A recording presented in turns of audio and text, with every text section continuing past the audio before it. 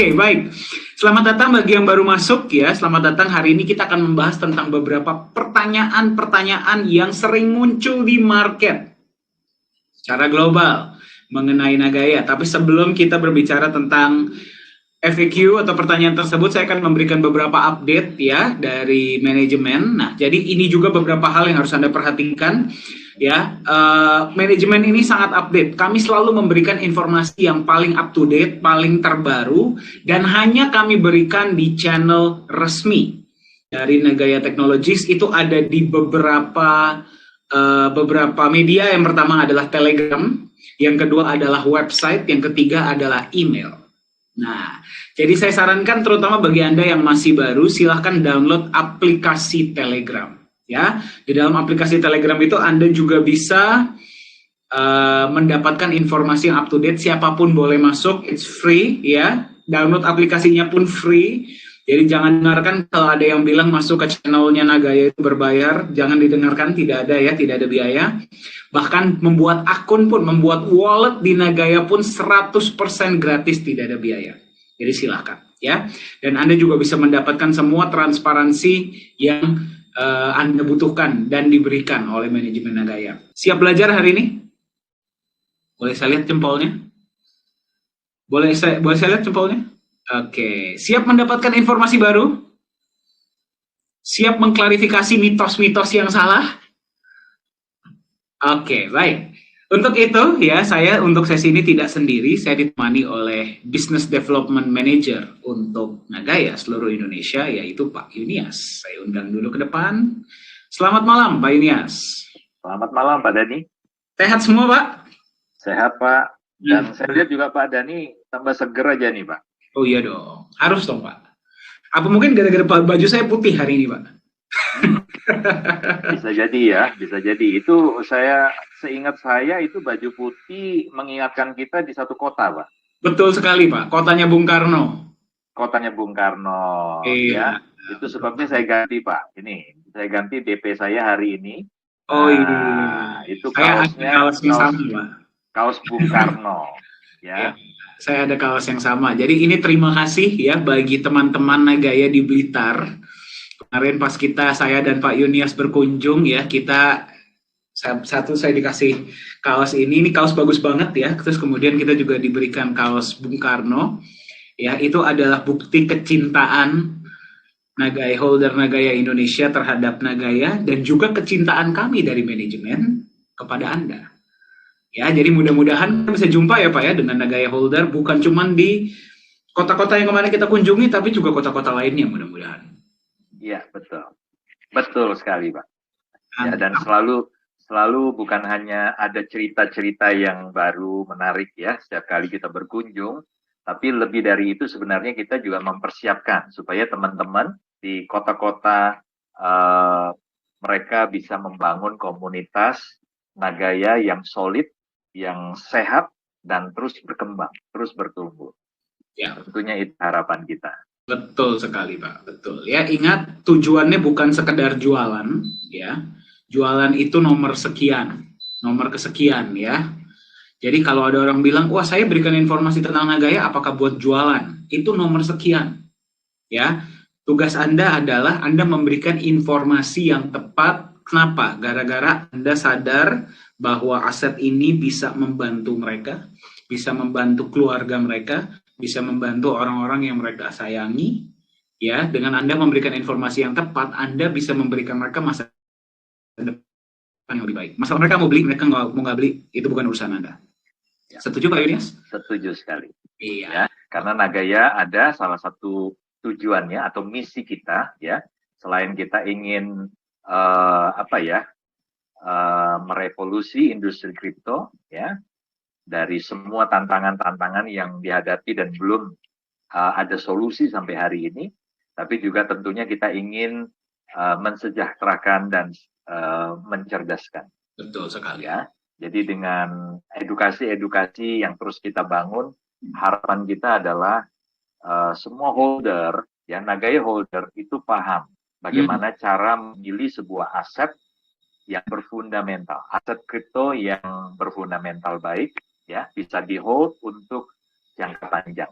Ya, jadi ini ceritanya nanti bukan cuma jatuh pada pilihan Nagaya saja, Pak Dani, tetapi juga berbagai tawaran kripto di luaran sana kalau memang memiliki fundamental dan kemudian juga performa dan kinerja yang baik, why not ya? Kenapa tidak? Ya, betul Betul sekali. ya.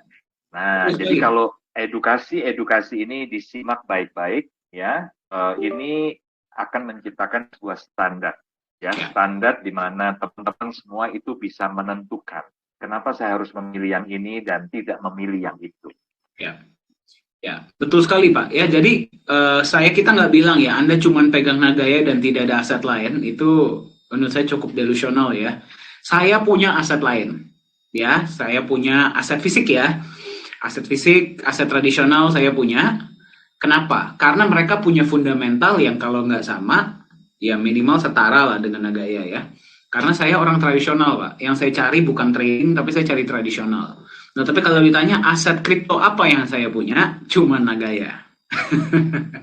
Kenapa? Bukan gara-gara saya nggak mau untung ya. Semua orang mau untung. Ya, masalahnya adalah saya nggak mau untung cuma sebentar, tapi besok pusing kepala saya.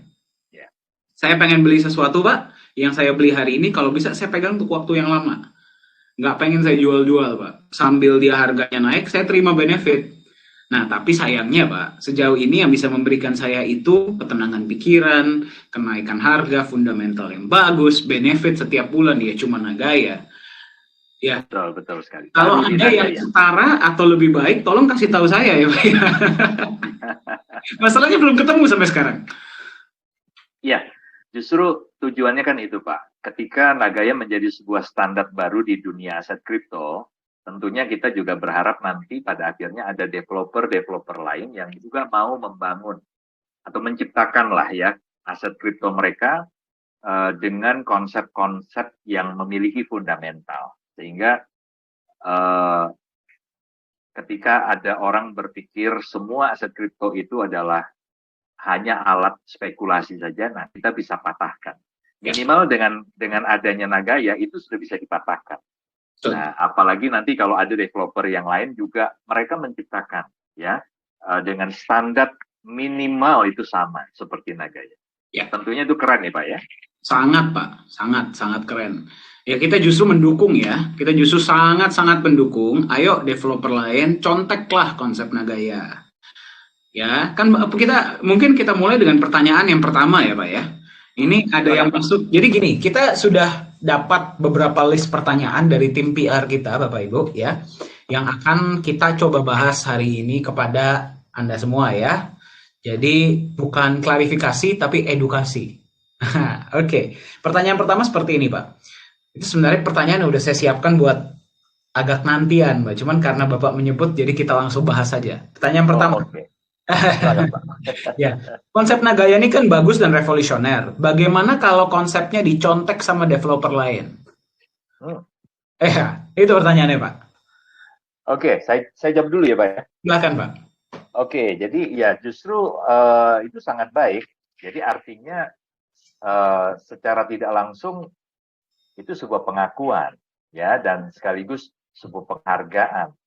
Ya, saya pikir malah kita tidak melihat, waduh, mereka jadi kompetitor dong. Oh tidak, kita tidak melihat ketika ada yang mencontek konsep Nagaya, melihatnya dengan sinis, lalu kita berpikir, wah ini muncul saingan nih ya, kompetitor nih ya. Ya, ayo kita kerjain. Enggak. Jadi saya pikir Nagaya tidak sepicik itu, kita tidak sepicik itu, karena justru kita melihat dari sisi itu sebuah pengakuan, Pak. Sebuah penghargaan. Ya, itu sebabnya mereka akhirnya memutuskan untuk membuat dengan konsep yang serupa. Bukankah tujuan kita adalah salah satunya menjadi sebuah standar baru ya di industri ini. Ya, kalau kita sudah menjadi sebuah standar baru, artinya standar minimal ketika developer ingin membuat ya, minimal itu harus apa yang ada di Nagaya. Ya, itu mereka juga akan lakukan. Ya, nah apa sih yang membedakan atau apa sih standar baru yang kita inginkan? Yang pertama, Ya, karena ini kripto ini kan hanya sebuah angka digital. Jadi siapapun yang penting dia paham tentang IT, tentang coding, itu kan bisa Pak buat. Dia cuma angka digital doang kok, apalagi kalau dia sudah sedikit atau memang dia mendalami ya bidang atau teknologi blockchain itu sendiri. Tentunya dia bisa Pak menciptakan jaringan blockchain sendiri untuk koin mereka nantinya. Ya. Nah, tapi yang harus diingat adalah itu hanya angka-angka doang, angka-angka digital doang, angka-angka numerik doang yang tidak ada nilainya sama sekali sebenarnya. Ya. Dan mereka bisa buat itu dalam jumlah yang sangat tidak terbatas. Nah, ini yang harus kita pahami. Lalu bagaimana supaya benar-benar angka digital doang ini dia punya nilai, dia bisa menyimpan nilai. Ya tentunya harus di backup dengan yang kita sebut sebagai underlying asset. Ya, jadi harus ada aset real yang memang bernilai, yang memiliki nilai dalam dirinya sendiri. Itu harus menjadi backup-nya. Ya, harus ada cadangan yang menjadi underlying aset dari si aset kripto tersebut. Ya, nah itu yang pertama. Kemudian kalau mereka ingin menaikkan nilai dengan membuat proyek-proyek, ya silakan kalau memang mereka melihat ada peluang di proyek-proyek digital. Ya, tapi Nagaya sudah memutuskan, paling tidak sampai hari ini kan Pak, memutuskan untuk kita tidak akan membangun proyek-proyek digital. Ya, jadi benefit yang akan diberikan oleh Nagaya kepada holder itu dari atau datang dari proyek-proyek real, proyek fisik yang dibangun. Nah, seperti yang sudah jalan kan Nikel. Ya. Betul ya Pak ya. Jadi paling tidak itu semacam itulah ya. Kemudian juga kalau kita bicara lagi utilitasnya dan sebagainya, maka kita harapkan juga mereka akan melihat Nagaya sebagai sebuah standar baru sebagai acuan buat mereka. Ya. Mungkin itu Pak yang saya bisa jawab. Keren banget ya. Jadi kita kalau dicontek Bapak Ibu berarti ya kita diakui. Setuju Pak Yunias ya. Nah mungkin saya tambahkan sedikit Pak. Ya ini juga Pak Yohanes yang sampaikan kepada saya. Ya. Pertama kali saya juga nanya seperti itu ke beliau. Ini konsep bagus banget. Kalau ada yang bikin seperti ini, konsepnya persis seperti ini gimana? Jawaban beliau seperti ini Pak. Dia bilang gini, kalau misalkan ada sebuah ladang yang besar banget nih ya Pak ya. Ada satu ladang yang besar, niat kita adalah kita mau ngambil sebanyak-banyaknya benefit dari ladang tersebut. Ya, kita akan takut kalau ada orang lain yang datang, karena mereka akan jadi kompetitor buat kita. Perbedaannya adalah, kalau kita datang kepada ladang tersebut karena kita memang mau tanam di ladang tersebut, kita mau jadikan ladang ini lebih baik. Justru kalau ada orang lain yang datang, Pak, kita akan senang. Karena berarti dia membantu kita untuk membuat ladang ini menjadi lebih baik. Karena kita sendiri nggak mungkin bisa, Pak. Impossible. Yes, betul. Kita sendiri bisa bikin apa sih? Iya, kita butuh bantuan dari yang lain. Jadi kalau ada orang lain yang datang, ya kita akan senang. Nah, jadi kalau niat kita Nagaya, yang pertama apa sih kalau misalkan Anda perhatikan, kita mau mencerdaskan dan mensejahterakan sebanyak-banyaknya masyarakat seluruh dunia. Mencerdaskan dan mensejahterakan. Yang berarti kita membuat masyarakat, bukan cuma masyarakat Indonesia, tapi seluruh dunia lebih sejahtera dan lebih cerdas. Dan yang kedua, kan kita mau merevolusi industri kripto. Kenapa? Gara-gara kita percaya kripto ini punya potensi. Saya selalu sampaikan ya, Nagaya ini bukannya anti cryptocurrency. Tidak, orang kita juga kripto kok. Kita pakai teknologi kripto, teknologi blockchain, decentralized ledger, kriptografi. Karena kita akui teknologinya tuh bagus. Pertanyaannya adalah, mereka berhasil sebagai cryptocurrency, belum tentu mereka berhasil sebagai crypto aset. Ya, cryptocurrency berarti saya bisa bertransaksi seluruh dunia tanpa ada perantara, tanpa ada pihak ketiga dengan fee yang kecil. Ya, itu menurut saya cukup luar biasa Pak Yunias. Bukan cukup, sangat. Apa yang Bitcoin lakukan itu menurut saya itu sangat revolusioner. Ya. Jadi sebagai cryptocurrency mereka ini berhasil. Nah, pertanyaannya adalah apakah mereka yang sudah berhasil menjadi cryptocurrency otomatis berhasil menjadi aset? Belum tentu. Kalau kita berbicara aset, kita berbicara tentang nilai. Bukan cuma tentang teknologinya seperti apa. Kita bukan cuma berbicara tentang secepat apa transaksinya ya. Kita berbicara tentang aset itu berarti sesuatu yang kita pegang, bagaimana kita bisa menjaga nilainya. Kita bukan cuma ngomong tentang teknologi dan transaksi, kita berbicara tentang ekonomi, mikro dan makro. Ya, kita berbicara tentang psikologi manusia. Nah, itu yang kita harus bisa jaga juga, Pak. Ya, jangan cuma kita berbicara tentang currency. Nah, jadi kenapa Nagaya mau merevolusi industri aset kripto? Aset kripto, bukan cryptocurrency. Karena menurut kita cryptocurrency sebagai currency sudah berhasil, sudah oke. Ya, of course bisa terus diperbaiki, tapi secara basic sudah dapat lah. Nah, tapi mereka belum berhasil sebagai aset. Nah, jadi kita kepengen, ya para pemain kripto ini, yang pertama, kalau memang mereka ini currency, ya jangan nyebut dirinya aset gitu loh. Jangan nyebut dirinya aset jangka panjang, kalau hari ini nilainya bisa naik 100%, besok tiba-tiba bisa turun 100%, besoknya hilang. Iya, kalau mau menyebut dirinya sebagai aset, ya berarti jagalah nilai itu. Nah, jadi kalau kita punya visi yang sangat besar, mau mensejahterakan dan mencerdaskan dan merevolusi industri ini loh ya kita nggak bisa sendiri lah. Kita jelas butuh pemain-pemain lain juga, ayo kita sama-sama. Seperti yang tadi Pak Yunia sampaikan, kita jadi standar, kita justru lebih senang. Masalahnya sampai hari ini, belum ada yang bisa, bukan belum ada yang bisa ya, belum ada yang konsepnya bisa sangat serupa dengan Nagaya. Kenapa? Gara-gara untuk membuat konsep seperti Nagaya, bagi Anda yang sedang menyaksikan ya, untuk membuat konsep seperti Nagaya, Anda bukan cuma butuh konsep. Kalau cuma konsep, siapapun bisa. Konsep Nagaya ini simple kok, Pak. Siapapun bisa kok. Ya, banyak orang yang bilang, wah konsep Nagaya itu revolusioner. Saya bilang, aduh, ini sebenarnya anak baru lulus kuliah ekonomi aja bisa memikirkan konsep ini gitu loh. Pertanyaannya adalah Anda juga butuh eksekusinya dan juga Anda butuh niat baik.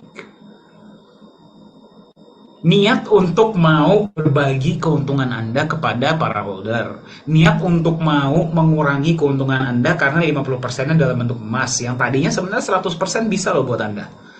Anda mau gitu loh, niat 50%-nya saya belikan emas. Saya jalankan proyek pun nggak sepenuhnya saya pegang hasilnya, 60% saya bagi. Itu tiap bulan loh ya. Tiap bulan dan tiap proyek yang dijalankan. Jadi Anda bayangkan, kemarin Anda ikut voice chat, Pak Yohanes Chandra keringetan, panas-panasan, kerja di proyek setiap hari, tetap saja Anda tidak perlu melakukan apapun, hasilnya 60% dibagi ke Anda. Dan bukan cuma satu proyek, mau ke depannya kita 20 proyek pun, semuanya hasilnya akan dibagi kepada pemegang Nagaya selama untung. Ya, kalau sampai ada kerugian di proyek, yang tanggung manajemen, bukan Anda. Itu niat namanya. Itu butuh niat. Niat untuk berbagi, niat untuk mau mensejahterakan orang lain. Itu yang belum banyak dimiliki oleh banyak orang. Ya, jadi kalau ada yang mau meniru konsep kita, ya, dan saya belum tambahkan, apapun yang dilakukan Nagaya tidak diharuskan dalam industri kripto. Tidak ada keharusannya. Jadi benar-benar purely 100% itu adalah niat dari Pak Yohanes Chandra. Zoom meeting yang kita lakukan hari ini, voice chat bisa 3-4 kali seminggu. Zoom meeting bisa sekarang 2-3 kali seminggu. Apakah diharuskan? Tidak. Apakah Anda yang masuk ke dalam Zoom meeting ini langsung 100% akan beli? Ada minimalnya? Tidak. Ya, Anda mau beli, Anda mau nggak beli, Anda mau punya 1 koin, mau punya 1000 koin, silahkan join di edukasi. Ya, apa itu semua namanya? Niat. Ya, niat itu yang belum tentu dimiliki oleh banyak orang. Kenapa? Karena niat mau capek, niat mau berbagi, niat mau mencerdaskan, niat mau bikin orang lain sejahtera, bukan cuma dirinya sendiri. Ya, jadi kalau ada yang mau meniru konsep Nagaya, silahkan. Dengan senang hati kami dukung. Kalau perlu ayo duduk kami ajarin caranya. Masalahnya belum ada sampai hari ini yang melakukan. Kita nunggu kok. Ya, kita nggak takut gara-gara kalau ada lebih banyak yang mau membantu kita membuat ladang ini menjadi lebih baik, kita pun lebih bahagia. Betul. Betul ya Pak Yunis ya? Betul sekali Pak. Ya, jadi saya tambahkan sedikit aja. Silakan, Pak. Ya. Ya. Kenapa belum ada? Bukan karena mereka belum melihat, belum mendengar ya tentang Nagaya. Ya, jadi teman-teman Anda harus tahu bahwa Nagaya ini sebenarnya di kalangan industri kripto ya, dan bukan hanya di tanah air ya di Indonesia, tapi juga di luar itu sebenarnya sudah kemana-mana beritanya ya tentang konsepnya. Dan terbukti kita juga sudah dikontak dari beberapa exchanger ya, mereka yang kontak, mereka yang ajak kita bergabung dengan mereka ya. Nah, tapi kenapa belum ada developer yang tertarik untuk atau memutuskan untuk mulai membangun dengan konsep yang sama ya, seperti tadi Pak Dhani katakan butuh niat ya, dan saya tambahkan selain niat juga memang mau berkorban. Dan ini yang tidak banyak, teman-teman. Kalau kita bicara dari kacamata bisnismen ya, pengusaha. Developer ini kan perusahaan. Ya, siapa orang-orang di balik ini? Para pengusaha, para bisnismen, pelaku bisnis. Mereka mau nggak berbagi 60%? Itu sebuah pertanyaan. Ya, dari keuntungan proyek-proyek yang dijalankan, 60% loh. Mereka yang kerja. Seperti di Nagaya, Pak Yohanes Chandra yang harus turun ke lapangan. Bayangkan, manajemen yang bekerja. Anda cuma beli satu kali, manajemen bekerja memikirkan bagaimana proyek pertama bukan cuma jalan ya, tapi bertumbuh menjadi besar. Kemudian pikirkan nanti akan lahir proyek kedua. Ya, proyek pertama nggak boleh lebih kecil ketika proyek kedua udah jalan. Ya, ini juga harus berkembang terus berkembang. Artinya dipikirkan harus ada manajemen proyek sendiri. Nanti manajemen proyek kedua, demikian seterusnya. Lalu kemudian Anda sebagai holder ada alokasi pembagian keuntungan sebesar 60%. Perusahaan cuma 40%. Nah, ini kalau saya cerita ya, saya tarik ke beberapa perusahaan-perusahaan besar di Indonesia, bagaimana mereka mengambil keuntungan dari kerjasama, khususnya dengan katakan saja dengan orang-orang kecil, UMKM dan sebagainya. Anda bisa miris, teman-teman. Ya, sekali lagi, Anda bisa miris melihat kenyataan. Ya, tapi tidak di Nagaya. Nagaya bagi itu 60%. Dan menurut saya, ini yang tidak mudah untuk akhirnya mereka memutuskan untuk niru konsep ini. Satu lagi ya, teman-teman, meskipun demikian, kalau Nagaya terbukti berhasil, maka tuntutan itu, tuntutan untuk aset yang dibangun oleh developer, minimal harus sama seperti Nagaya, itu akan datang dari bawah. Ya, dari para holder, dari para investor yang menuntut untuk setiap kripto yang dibuat itu minimal ya harus punya standar seperti Nagaya. Begitu Pak Dhani. Mantap ya, jadi semoga menjawab ya. Semoga menjawab ya. Jadi apa yang akan kami lakukan sebagai manajemen kalau sampai ada yang meniru konsep kita, Pak? Kita dengan senang hati ya, Pak ya. Kita membuka pintu. Justru saya pernah bicara sama Pak Yohanes, kalau perlu ayo kita ajarin caranya gitu. Ayo kita duduk, kita ajarin caranya. Jadi lu juga jangan bikin lu punya member rugi lah. Ayolah, kita untung-untung sama-sama lah. Ya, kita sebagai kita sebagai developer, kita juga happy, holder juga happy. Kan lebih baik kalau seperti itu gitu loh. Jadi win-win. Jangan cuma mau kita doang yang menang, tapi holdernya yang sengsara. Kita ajarin caranya. Tapi sampai sekarang sayangnya belum ada. Kita berharap akan ada ke depannya. Oke, semoga menjawab ya bagi Anda yang bertanya. Ini memang pertanyaan-pertanyaan yang kita terima ini bagus-bagus semua Pak pertanyaannya Pak. Menunjukkan bahwa holder dan calon holder kita ini cerdas. Luar biasa. Ya? Semoga satu persatu bisa dijawab. Amin. Ada Pak Yunias di sini, jangan khawatir. Ya? Oke, Pak. Pertanyaan selanjutnya, Pak. Ini kita nggak tahu ya datangnya dari siapa, karena kita dapat dari tim PR ya yang memang muter melihat pertanyaan-pertanyaan dan juga dari email dan segala macam ya. Kami terima. Oke, baik. Pertanyaan selanjutnya, Pak. pertanyaan saya adalah, kalau untuk listing di market dan coin market cap, apakah sulit? Kalau gampang, kenapa Nagaya belum masuk sampai sekarang? Oke. Apakah sulit ya? Coba sebentar saya buka data dulu karena sempat saya waktu itu ada screenshot posisi jumlah kripto yang ada di ini, Pak. Sebentar ya, saya buka. Oke, Pak, kalau gitu saya yang kasih lihat dulu ya, Pak ya. Ya, silakan, Pak.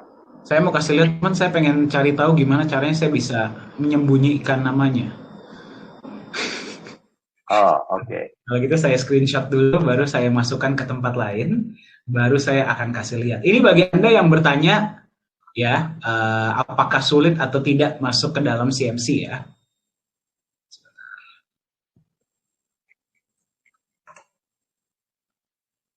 Oke. Saya share screen ya, Pak ya. Mohon izin ya. Ya, silakan, Pak, silakan. Oke, sebentar. Bisa lihat layar saya? Kelihatan, Pak, kelihatan. Kelihatan? Bisa Kelihatan. dibaca? Bisa. Baca? Agak kecil sih, agak kecil ya. Saya nggak bisa zoom, Pak. Ini yang paling maksimal. Oke. Oke. Masih bisa. Kebaca? Ya. Malam bro, mau info promo. Kalau ada project yang butuh untuk listing CMC dan bonus CoinGecko, working time pengerjaan 1 hari untuk token, estimasi paling cepat normal waktu 7 hari.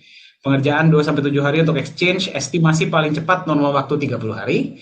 Cost, biaya untuk listing token 2.000 USD, biaya untuk listing exchange 2.500, berlaku sampai akhir bulan Agustus.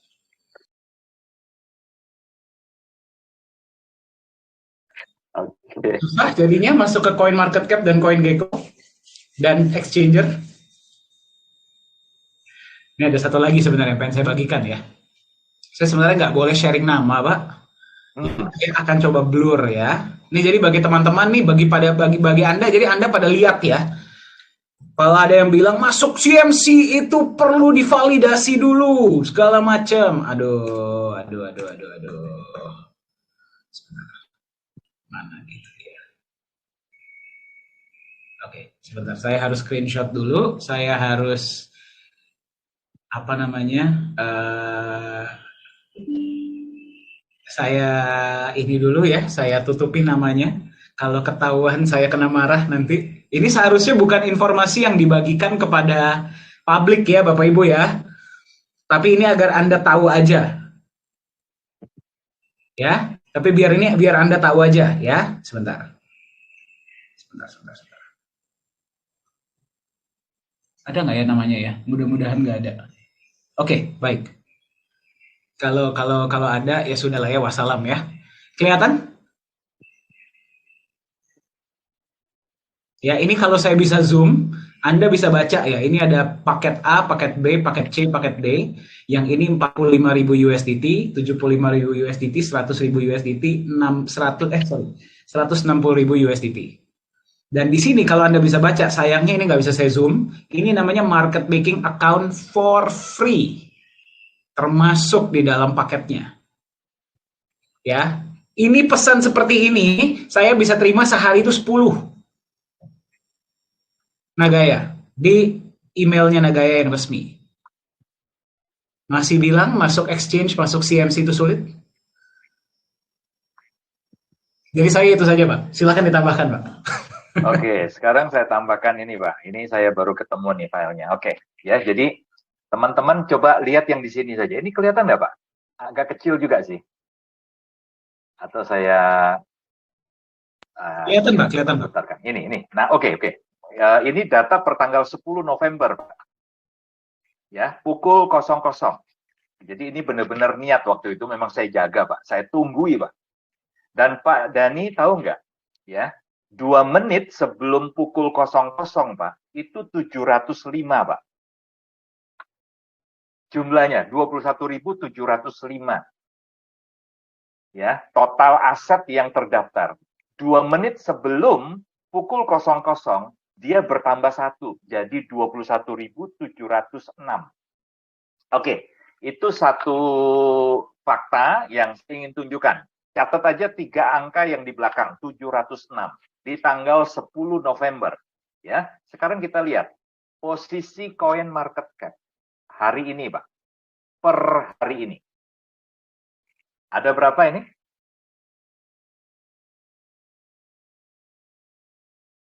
21.900, Pak. 21.909. Ya. Ya, berarti dalam waktu hanya selisih berapa ya? 22 hari ya, Pak ya? 22 hari itu sudah ada pertambahan 203, Pak. Dalam waktu 22 hari. Artinya, Pak, setiap hari rata-rata ada penambahan 9 sampai 10 aset baru. Ya. Oke. Menurut Anda, menurut teman-teman semua ya, melihat fakta ini, apakah itu artinya masuk exchanger sulit? Masuk coin market cap sulit? Sangat mudah. Ya, bahkan tadi saya sudah tunjukkan fakta ya. Untuk saya nunggu cuma 2 menit, Pak. Itu sudah nambah 1, Pak. Sebelum pukul 00 tanggal 10. Jadi tanggal 9 saya tunggu ya. Niat banget ya, Pak ya. Niat banget, Pak. Mungkin nanti, Pak, kita bisa, bagi teman-teman yang bilang masuk CMC itu sulit, kita bisa undang ya, Pak ya. Kita lakukan CMC Watch, Pak, nama sesinya, Pak. Kita tungguin setiap 1 menit nambah berapa. 1 menit nambah berapa. Kalau 1 menit mungkin belum nambah, Pak ya. Tapi kalau ada yang niat setiap hari nungguin berapa jam. Dari pagi coba cek pagi ya, kemudian cek malam. Itu saja mungkin sudah bisa ada penambahan 1-2.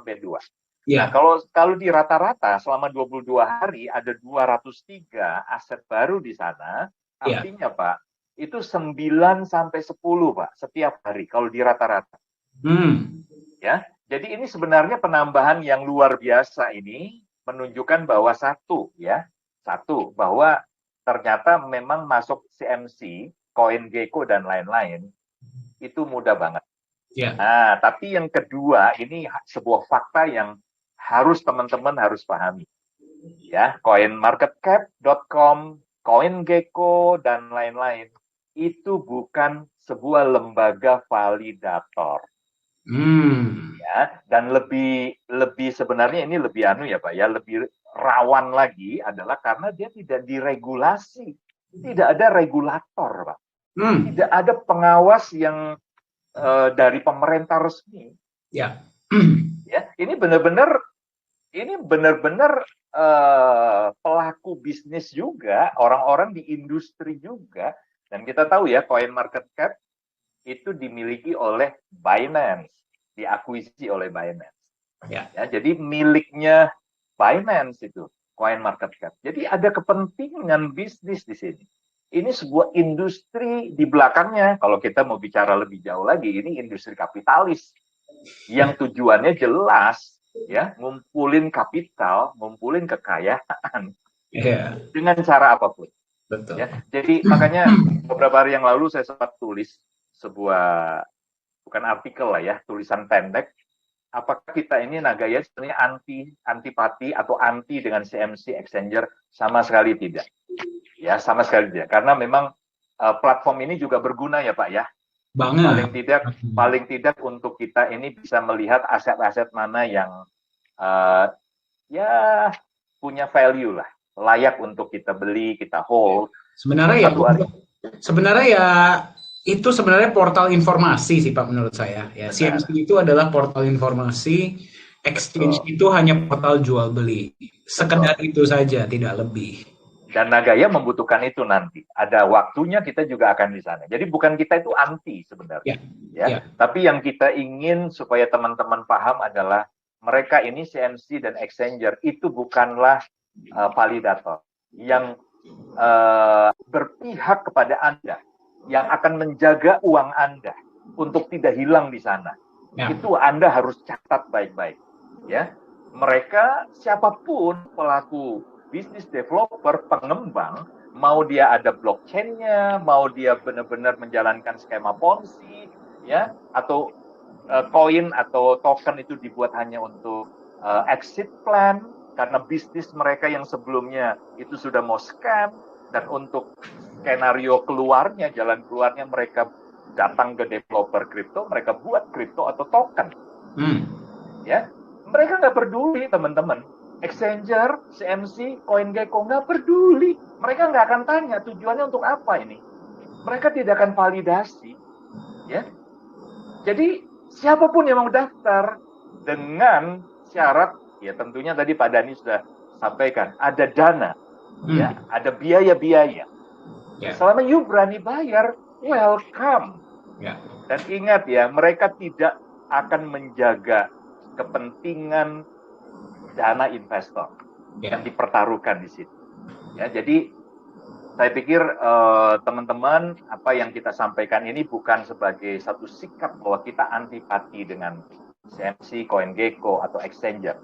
Ingat ya, satu hari platform-platform ini juga kita butuhkan. Ya, tetapi misleading information yang mengatakan kalau sudah masuk sana pasti aman, justru ini akan banyak menjadi jebakan-jebakan yang membuat kerugian di pihak investor yang terlanjur hanya percaya dengan misleading tadi. Ya, jadi Anda kalau mau cari kripto ya untuk aset masa depan, pastikan konsepnya, fundamentalnya benar-benar itu menjadi salah satu pertimbangan. Ya, mungkin itu jawaban dari saya, Pak. Sudah sangat lengkap ya Pak ya. Nah mungkin setuju Pak, kita bukannya anti dengan CMC ya, kita tidak anti dengan CoinGecko, kita tidak anti dengan Exchanger, karena sekali lagi mereka ini adalah portal informasi, bukan portal validasi, portal informasi saja. Oh ada koin ini, oh ada koin ini, selesai ya. Nah tapi yang membuat saya kadang-kadang bingung, apalagi kita sudah di manajemen ya Pak ya, Pak Yunias pun sudah melihat data-data ini yang tadi saya kasih lihat. Kenapa saya berani kasih lihat? Karena ini data publik, semua orang sudah tahu. Apalagi pemain kripto, semua orang sudah tahu. Ya kurang lebih kisarannya segitu untuk listing, kurang lebih kisarannya segitu untuk jasa masuk CMC dan sebagainya. Ya itu semua sudah tahu. Jadi kalau ada seseorang atau beberapa entitas tertentu yang bukannya berarti sekali lagi ya, bukan berarti masuk CMC, CoinGecko, dan Exchange itu salah. Kita juga akan masuk suatu hari untuk memberitahu kepada dunia bahwa Nagaya itu ada. Ya, tapi sekedar itu saja. Kita menginformasikan kepada dunia bahwa Nagaya itu ada. Tadi saya belum kasih lihat, saya belum zoom kepada Anda. Kalau Anda lihat di dalamnya, kalau kita ambil paket yang berapa, itu Anda dapat free. Tadi market making juga sudah dikasih tahu oleh Pak Yunias, sebenarnya itu saya nggak mau angkat ya. Tapi Anda juga dapat free adalah PR newsletter. Jadi media pun bisa Anda beli. Ya, itu termasuk di dalam sana. Nah, jadi kalau ada, ya yang bikin saya kadang-kadang gergetan adalah, bukannya berarti masuk CMC dan segala macam itu salah. Bukan. Ya. Tapi kalau itu dijadikan patokan, ya, legalitas bagus, oke, fundamental bagus, proyeknya bagus, ada emasnya segala macam, tapi nggak benar gara-gara belum masuk CMC. Saya kadang-kadang tepok jidat di situ. Ya, jadi seolah-olah CMC dan exchange itu lebih penting daripada fundamental koin itu sebenarnya. Itu yang kadang-kadang, yaitu yang tadi Pak Yunias sampaikan adalah misleading information. Nah, jadi ya kita juga nggak bisa menyalahkan pihak-pihak manapun ya, karena mungkin ya sekali lagi informasi seperti ini itu tidak common practice yang kita berikan kepada Anda, bukan common knowledge. Ya, di Nagaya ini kami benar-benar bongkar loh kepada Anda. Padahal kami itu developer. Ya, kami bongkar kepada Anda padahal kami itu developer. Kalau tadinya kami nggak bongkar, kami ikuti saja yang mereka lakukan. Aduh, saya dan Pak Yunias mungkin udah kipas-kipas duit jalan-jalan keliling dunia kali.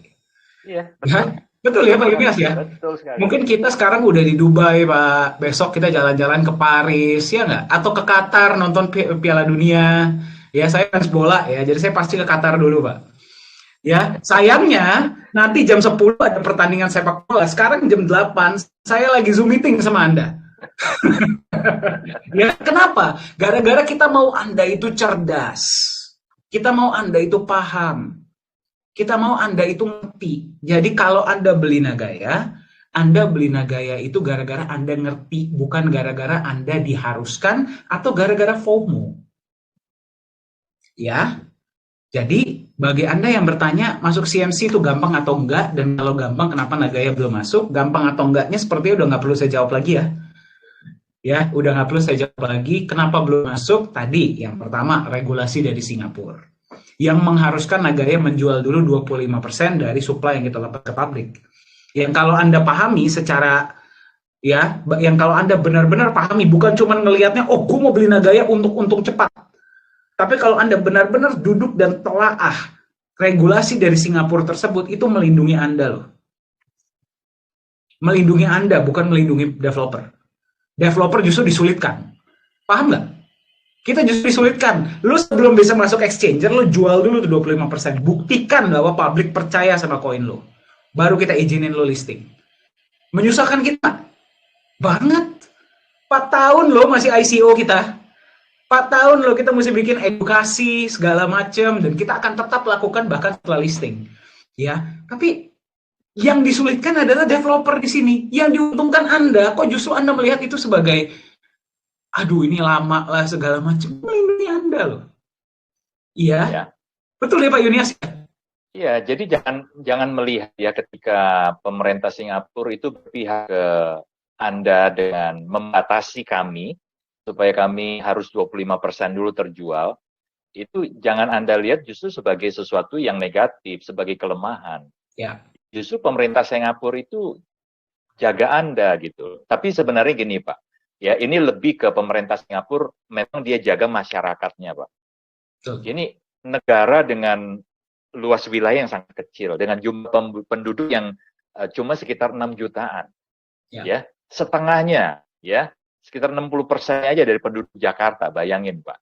Nah itu kalau sampai pemerintah Singapura tidak jaga masyarakatnya dari bisnis-bisnis yang berpotensi untuk scam, waduh, ini negara bisa bankrupt dengan mudah. Udah nggak ada lagi yang bisa dijual istilahnya ya Pak ya. Itu dia. Jadi ketika kita memang secara sadar kita mendaftar di pemerintah Singapura, ya kita tahu konsekuensinya akan ada regulasi yang benar-benar ketat. Dan kita benar-benar mau taat sampai sesuai dengan ketentuan mereka itu tercapai 25%. Betul. Nah, satu lagi Pak, ini terakhir Pak untuk pertanyaan ini ya. Jadi kalau kita bicara ya kasus seperti FTX kemarin. Nah, nasib dari token atau koin ya Pak ya? Koin native Kalau ya? saya token lah Pak. Token FTX ya? kan token native-nya. Oke. FTT kan token native-nya FTX. Oke, FTT. Begitu kita lihat bagaimana FTT ini bermasalah, kehilangan nilai, ya, FTX-nya bankrupt, ya, apa yang terjadi?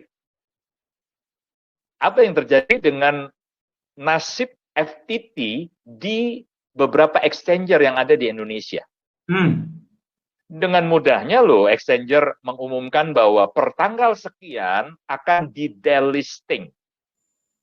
Pertanyaannya adalah, apakah pihak exchanger bertanggung jawab dengan kerugian Anda?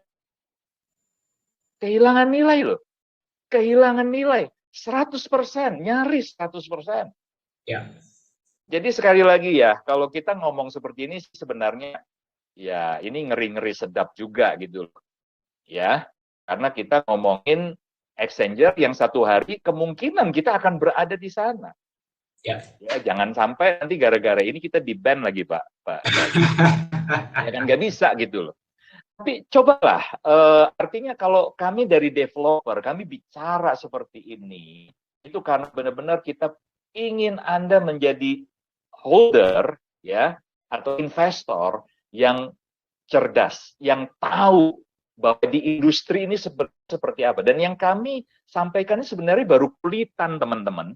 Ya, kami juga nggak mau gitu loh jadi musuh buat semua orang ya, dengan developer, dengan pelaku-pelaku industri dari industri kripto, ya kan? Kita hanya menyampaikan sesuatu yang kita pikir ini perlu Anda pahami supaya Anda cerdas. Selebihnya Anda dior, ya, research sendiri.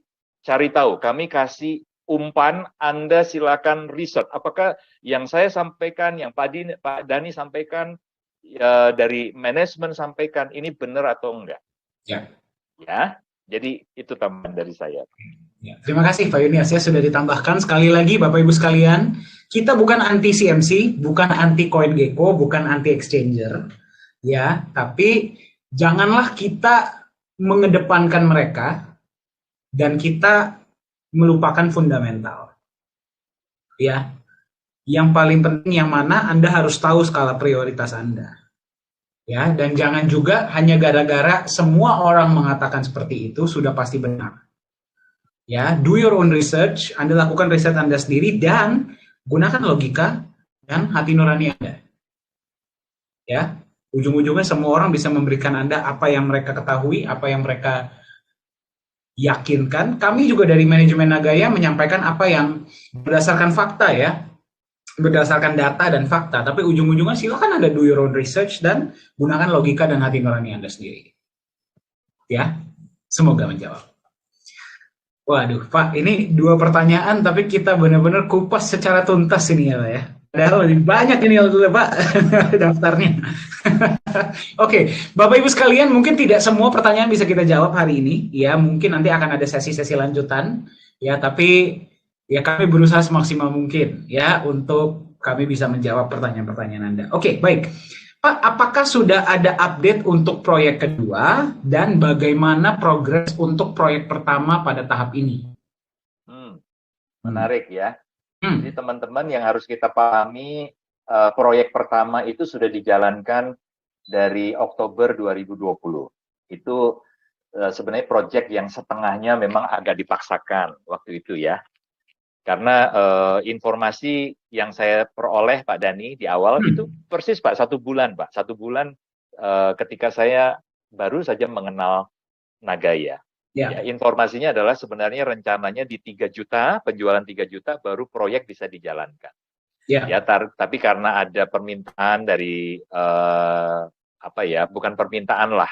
Ya, setelah diskusi dari senior juga ada yang memberikan masukan, pertimbangan setelah dihitung oleh Pak Yohanes. Oke, bisa dijalankan ketika penjualan di 1 juta.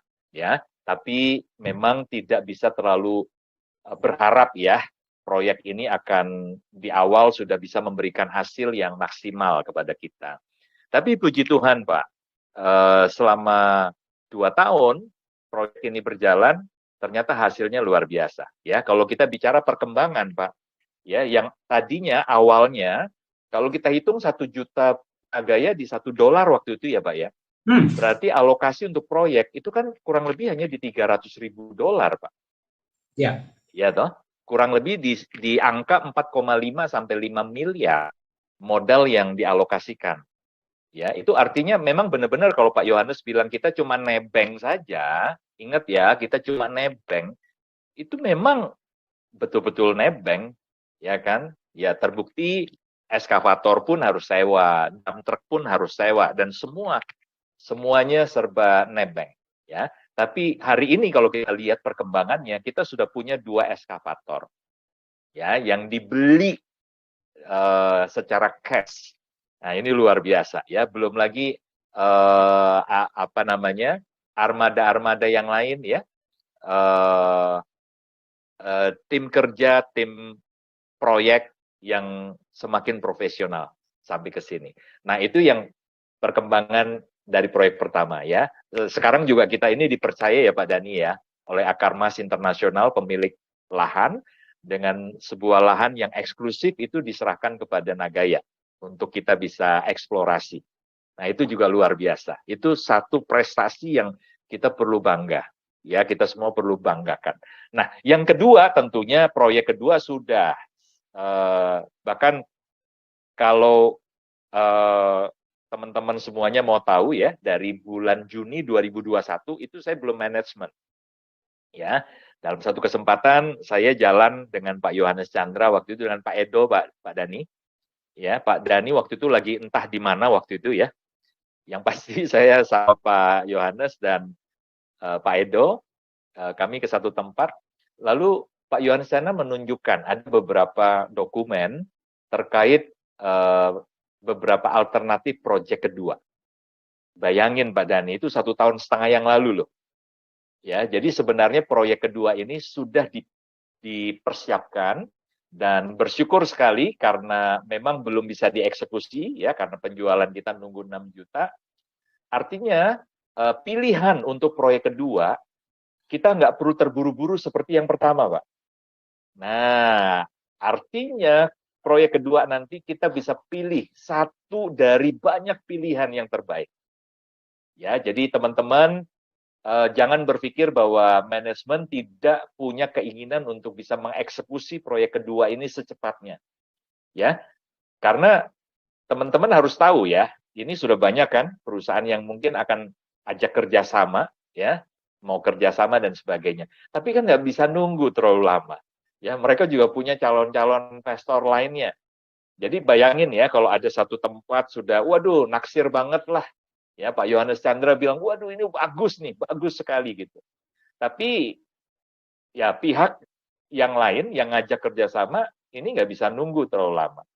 Ya, jadi teman-teman doakan saja dan dukung ya, khususnya nanti terkait dengan program Nagaya 1000, teman-teman ayo semuanya ambil bagian.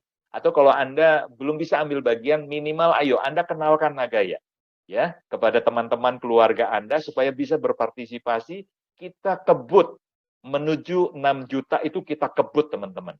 Ya, supaya peluang-peluang terbaik yang ada di depan mata ini kita bisa segera eksekusi. Ya, mungkin itu dari saya Pak Dani. Ya, sudah cukup dan sangat menjawab, Pak. Terima kasih. Oke, baik. Oke, pertanyaan selanjutnya. Ya, mungkin kita bisa bahas sekitar 2 atau 3 pertanyaan lagi ya, Pak ya. Oke, sebenarnya ini pertanyaan tentang legalitas, Pak. Ya, sebenarnya pertanyaannya seperti ini. Sebenarnya status legalitas Nagaya sendiri sebagai aset kripto di Indonesia seperti apa? Seperti itu pertanyaannya, Pak. Oke, jadi teman-teman kalau untuk legalitas di Indonesia, kita harus sadar ya, kita harus sadari bahwa yang diregulasi oleh pemerintah lewat Bapepti tentunya ya, itu baru sebatas exchanger-nya. Ya, jadi market pasar fisik aset kripto, tempat di mana aset-aset ini itu diperjualbelikan, diperdagangkan. Nah, regulasinya baru sebatas itu. Memang ada ketentuan ya, baru kemudian ada ketentuan aset-aset yang memenuhi standar atau memenuhi syarat yang boleh diperjualbelikan itu seperti apa? Harus memenuhi persyaratan 1, 2, 3 dan seterusnya. Nah, salah satu klausul ya, persyaratan aset kripto yang bisa diperjualbelikan, katakanlah ya di Indodax, di toko kripto dan lain-lain. Salah satunya, cuma sayang ya, ini pasal ini dibuat agak ambigu. Ya, di situ sebenarnya sudah bagus, Pak. Tercantum persyaratan 30%. Nah, tapi memang kalimatnya adalah masyarakat ini bisa memiliki sampai dengan 30%. Jadi porsi kepemilikan publik itu bisa diatur sampai dengan 30%. Ya. Nah, ini memang dibuat ambigu dan tidak tegas. Beda dengan Singapura. Singapura mensyaratkan kepemilikan publik minimal 25%. Baru kita bisa masuk exchanger. Ya. Nah, kalau kita masuk Indodax atau toko kripto dan lain-lain di Indonesia, itu persyaratan dibuat ambigu, Pak. 30% bukan syarat mutlak, minimal. Ya, kepemilikan publik itu bisa sampai dengan 30%. Tapi yang menurut saya justru jadi blunder adalah ketika di pasal berikutnya, ya, di pasal-pasal bawahnya itu dinyatakan bahwa developer, ya, pengembang itu boleh memiliki sampai 80%, Pak. Ya. Sampai dengan 80%. Boleh memiliki sampai dengan 80%. Ini sama sekali tidak mencerminkan ya, keberpihakan dari regulator kepada investor, pemilik dana. Ya, menurut saya ya pasal-pasal ini, peraturan ini, regulasi ini justru terlalu berpihak kepada developer, kepada pengembang. Ya, karena dengan pengembang bisa memiliki lebih atau sampai dengan, bukan lebih, maaf ya, sampai dengan 80%. Sementara kepemilikan publik boleh ya lebih dari 30%. Artinya 30% saja, Pak, atau 35% atau bahkan kurang sudah boleh masuk exchanger. Ya kan? Dan sementara developer boleh menguasai 80%.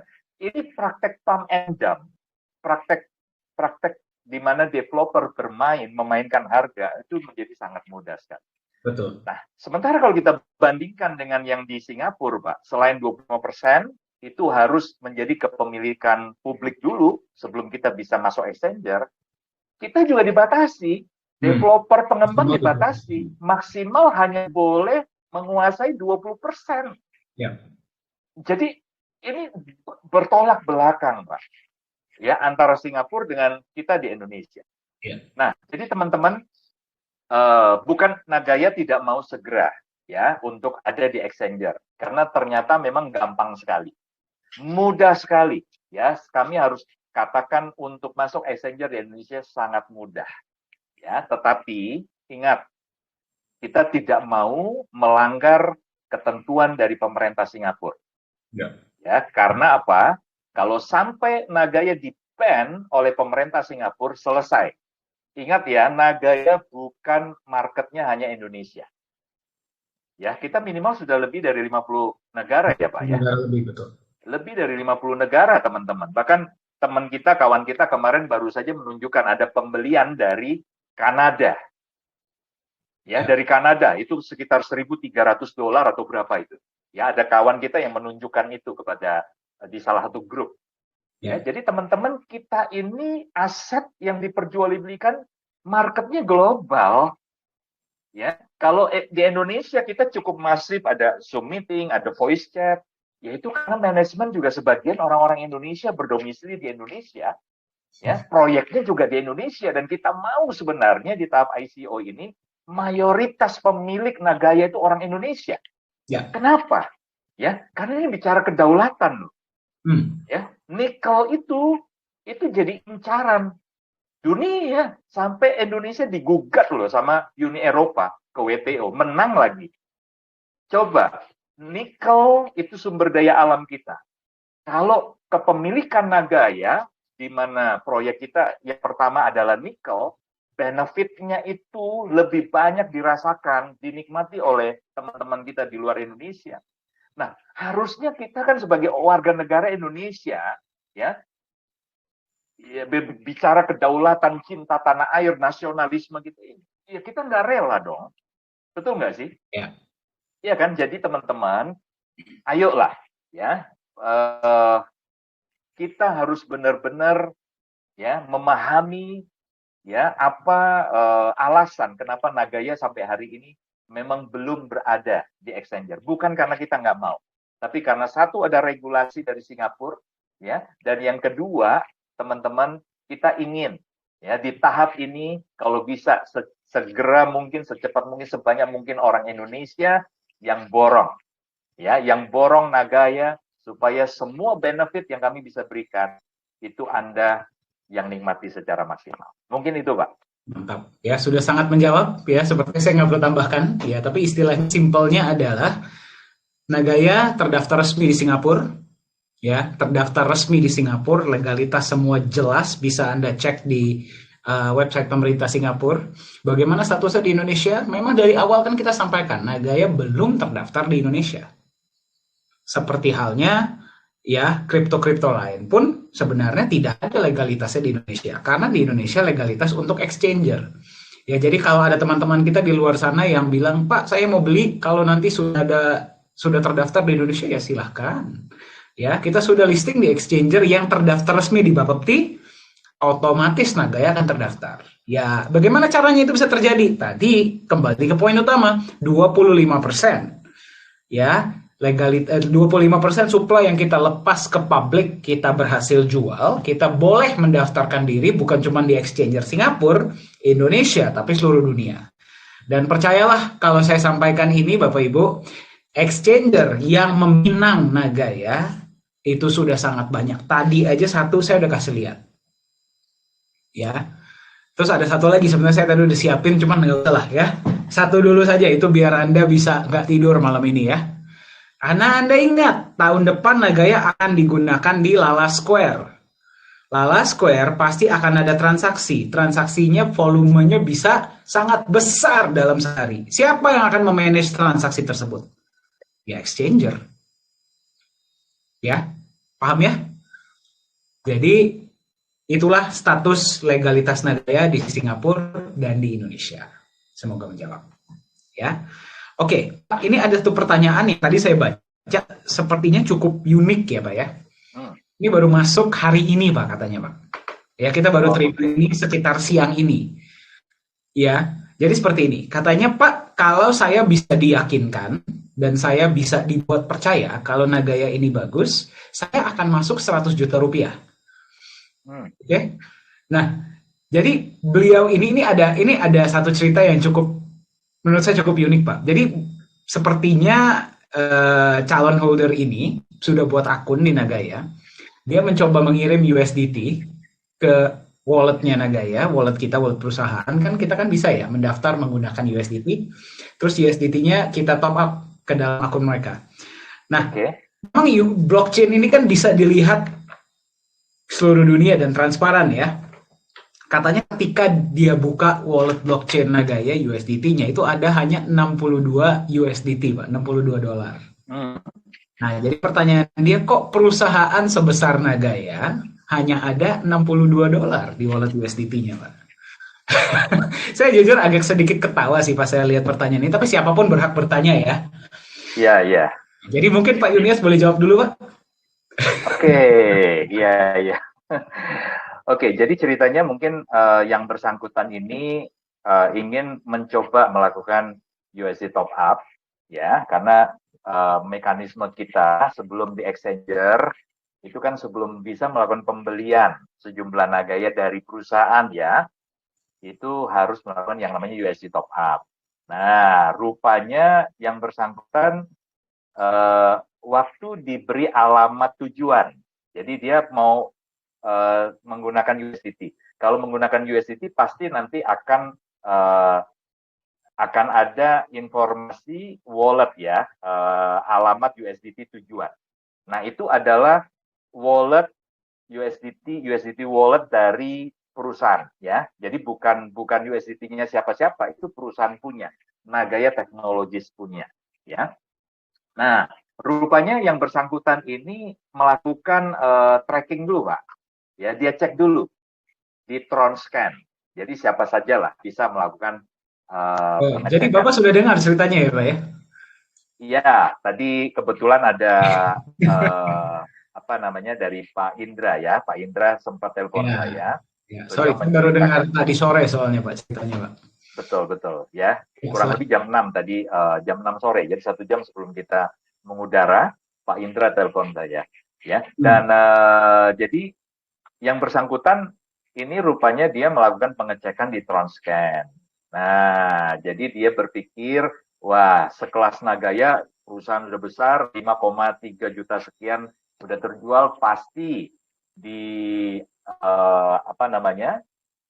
di alamat wallet ini pasti akan ada sejumlah dana yang besar. Ya, tapi ternyata dia terkejut, Pak. Dia cek hanya 62 USDT. Ya. Nah, jadi dia bilang dia ragu, masa perusahaan sebesar ini dananya cuma sekian gitu.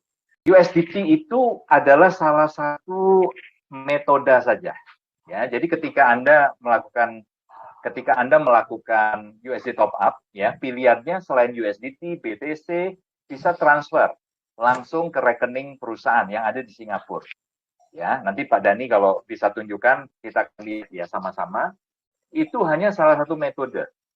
Nah, oke, di sini ya, Anda lihat USD wallet top up, ya.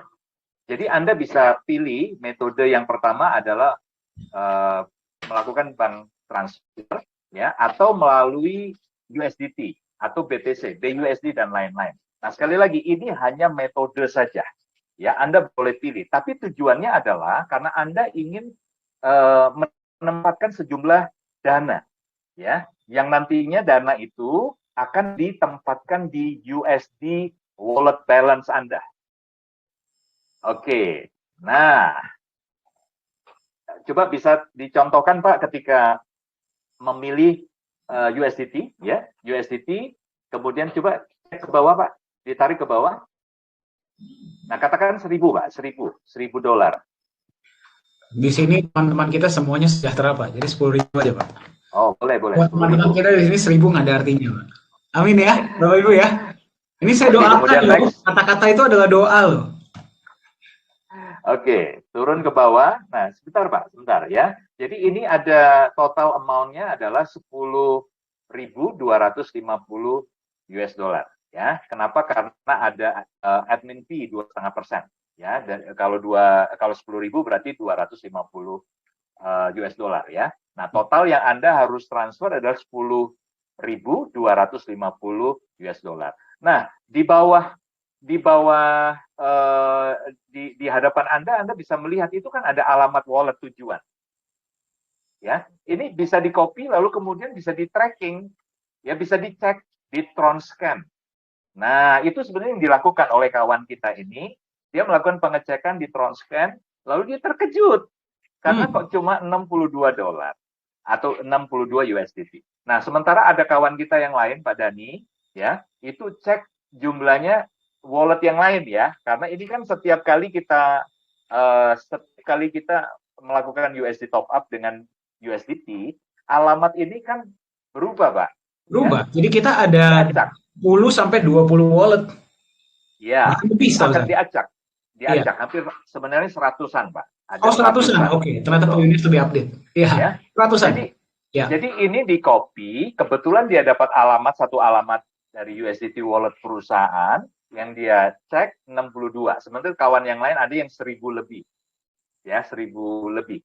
Nah, teman-teman yang harus dipastikan adalah ingat ya, setiap dana yang Anda kirimkan melalui metode apa saja, setelah nanti diterima oleh perusahaan, ya, pertama yang dilakukan perusahaan adalah menempatkan US dollar itu ke USD wallet balance Anda. Nah, ya jadi ini sudah satu hal, terjadi konversi dari USDT dikonversi ke US dollar yang ditempatkan ke USD wallet balance Anda. Pak, bisa tolong ke depan Pak dashboard? Oke, kita ke dashboard. Nah, Anda lihat di sini ada USD wallet balance ya. Itu kebetulan ada 0,81. Jadi kalau tadi 10.250, 250 itu admin fee ya, itu tidak akan masuk. Jadi nanti akan ada di USD wallet balance Anda angka 10.000 US dollar. Nah, dengan angka 10.000 US dollar Anda baru bisa melakukan pembelian, Nagaya purchase. Ingat ya, itu sudah konversi loh. Dari USDT dikonversi ke US dollar. Nah, lalu kita bicara lagi. Setelah dikonversi ke Nagaya, ya Anda belikan Nagaya, berarti sah dong. Ya, sah dong. Anda sudah menerima sejumlah Nagaya, perusahaan menerima dana Anda Ya. sebesar 10.000. Nah, pertanyaannya itu dialokasi kemana? Satu, ya, 50% dari 10.000 tadi itu sudah pasti dialokasikan ke pos untuk menambah emas. Itu gold. Udah dibelikan, dialokasikan untuk pembelian emas. Kemudian 32,5% sampai bahkan 35% itu dialokasikan untuk proyek. Nah, ya belum lagi untuk referral, ya untuk biaya marketing lah, itu referral. Kemudian operasional, ya. Anda pikir untuk penyimpanan emas di the safe house atau the reserve itu nggak ada biaya sewa? Nah, itu diambil dari mana? Yaitu dari yang 2,5% sampai 5% dana sisa untuk operasional. Aduh, jadi teman-teman, jadi jangan Anda bayangkan dana Anda terparkir ketika Anda kirim dalam bentuk USDT, maka dana itu akan terparkir di alamat itu, makin lama makin besar. Lah, kalau terparkir di situ, kami nggak boleh konversi jadi USD dollar, maka yang tadi 10.000 di USD wallet balance Anda itu dari mana? Justru jadi tanda tanya dong. Perusahaan ini benar nggak sih gitu ya? Nah, Ya. justru karena dari USDT itu bisa dikonversi ke US dollar dan ada di USD wallet balance Anda lakukan purchase. Setelah purchase, kami terima sah 10.000 itu dialokasikan kepada pos-posnya. Ya. Nah, jadi yang Anda lihat kalau ada 62 USDT sisa, kemudian ada 1.000 USDT sisa, ya saya sebutkan tadi sisa, itu benar-benar sisa yang belum kami konversi, teman-teman. Ya, jadi yang 62 itu juga nanti kan ada yang nambah ya, yang top up ya Pak Dhani ya. Ya. Akan ada penambahan, mungkin setelah sekian banyak pasti akan ditarik itu. Nah, Pak Yohanes Chandra lagi-lagi memberi ilustrasi nih Pak. Ya. Contoh, kalau Anda beli barang ya, katakan saja di mana? Di Tokopedia. Ya. Atau di mana? Di Shopee gitu ya. Anda beli gitu kan. Nah, Anda kan menempatkan dana tuh di virtual account kita. Di mana? Yang ada di Shopee katakan aja. Anda kirim dari rekening bank Anda masuk ke virtual account Anda yang ada di Shopee itu, akun Anda. Ya. Nah, waktu Anda melakukan pembelian, ya, waktu Anda melakukan pembelian barang A, katakan handphone, pertanyaannya, apakah dana Anda yang di virtual account Anda di Shopee tadi situ nggak boleh berkurang? Katakan Anda punya 10.000, ya, $10.000 di akun virtual Anda di sana, lalu Anda beli handphone harga $1.000. Lah, ketika Anda sudah sah pembelian, masa $1.000 nggak boleh dipotong dari 10.000 dana Anda di sana? Nah, itu ilustrasinya yang diberikan oleh Pak Yohanes Chandra. Ya, jadi teman-teman, tentunya semua dana yang masuk di USDT, di BTC, ya alamat-alamat wallet tadi, itu pasti akan ditarik karena akan satu dikonversi dari US dollar tadi supaya bisa ditempatkan di USD wallet balance Anda masing-masing. Yang kedua, setelah terjadi purchase pembelian Nagaya pasti dialokasikan untuk tujuan 50% emas, 32,5% sampai 35% untuk proyek dan lain-lain. Semoga menjawab ya Pak Dhani. Terima kasih Pak. Ya mungkin saya menambahkan sedikit ya. Terima kasih tadi udah sangat clear banget ya Pak Yunias.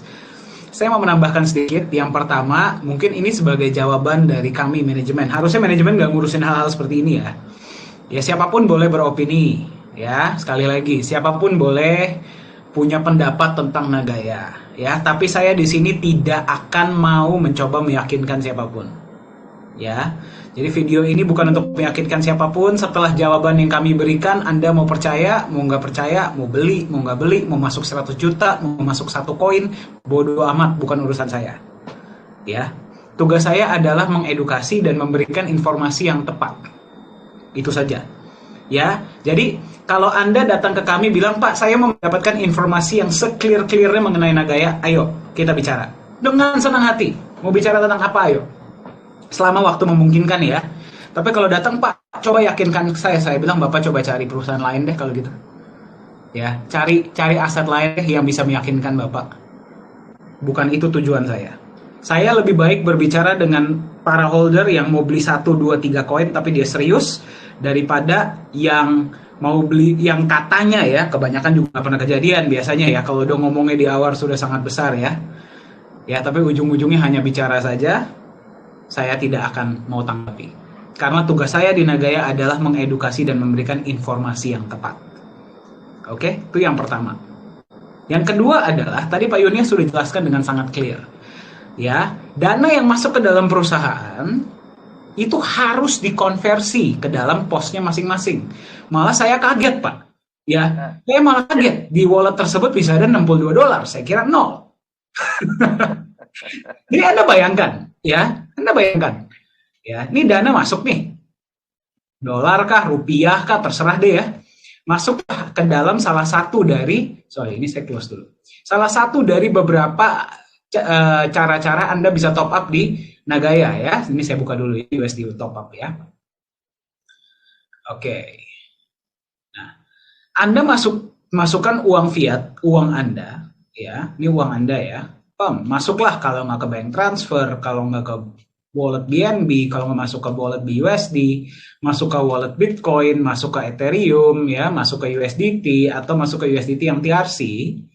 Ini juga masing-masing itu nggak cuma satu akun loh. Mungkin USDT TRC, IRC ada beberapa akun.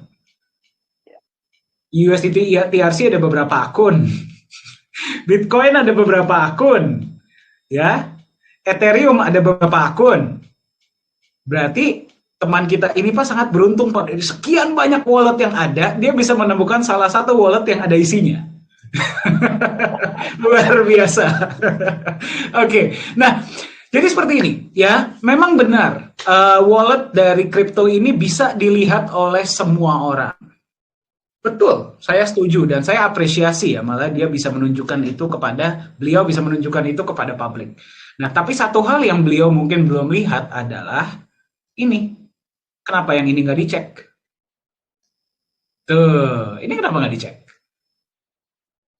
Kita bisa beli emas datangnya dari mana Bapak Ibu? Uang saya sendiri dari kantong, uang Pak Yohanes sendiri dari kantong. Oh, dana masuk ke Nagaya biarin aja di wallet, saya keluarin lagi di uang untuk beli emas. Atau Pak Dani, Pak Yunias, ayo kita patungan Pak, beli emas Pak. Ya dananya dari mana? Ya dananya dari dana pembelian lah.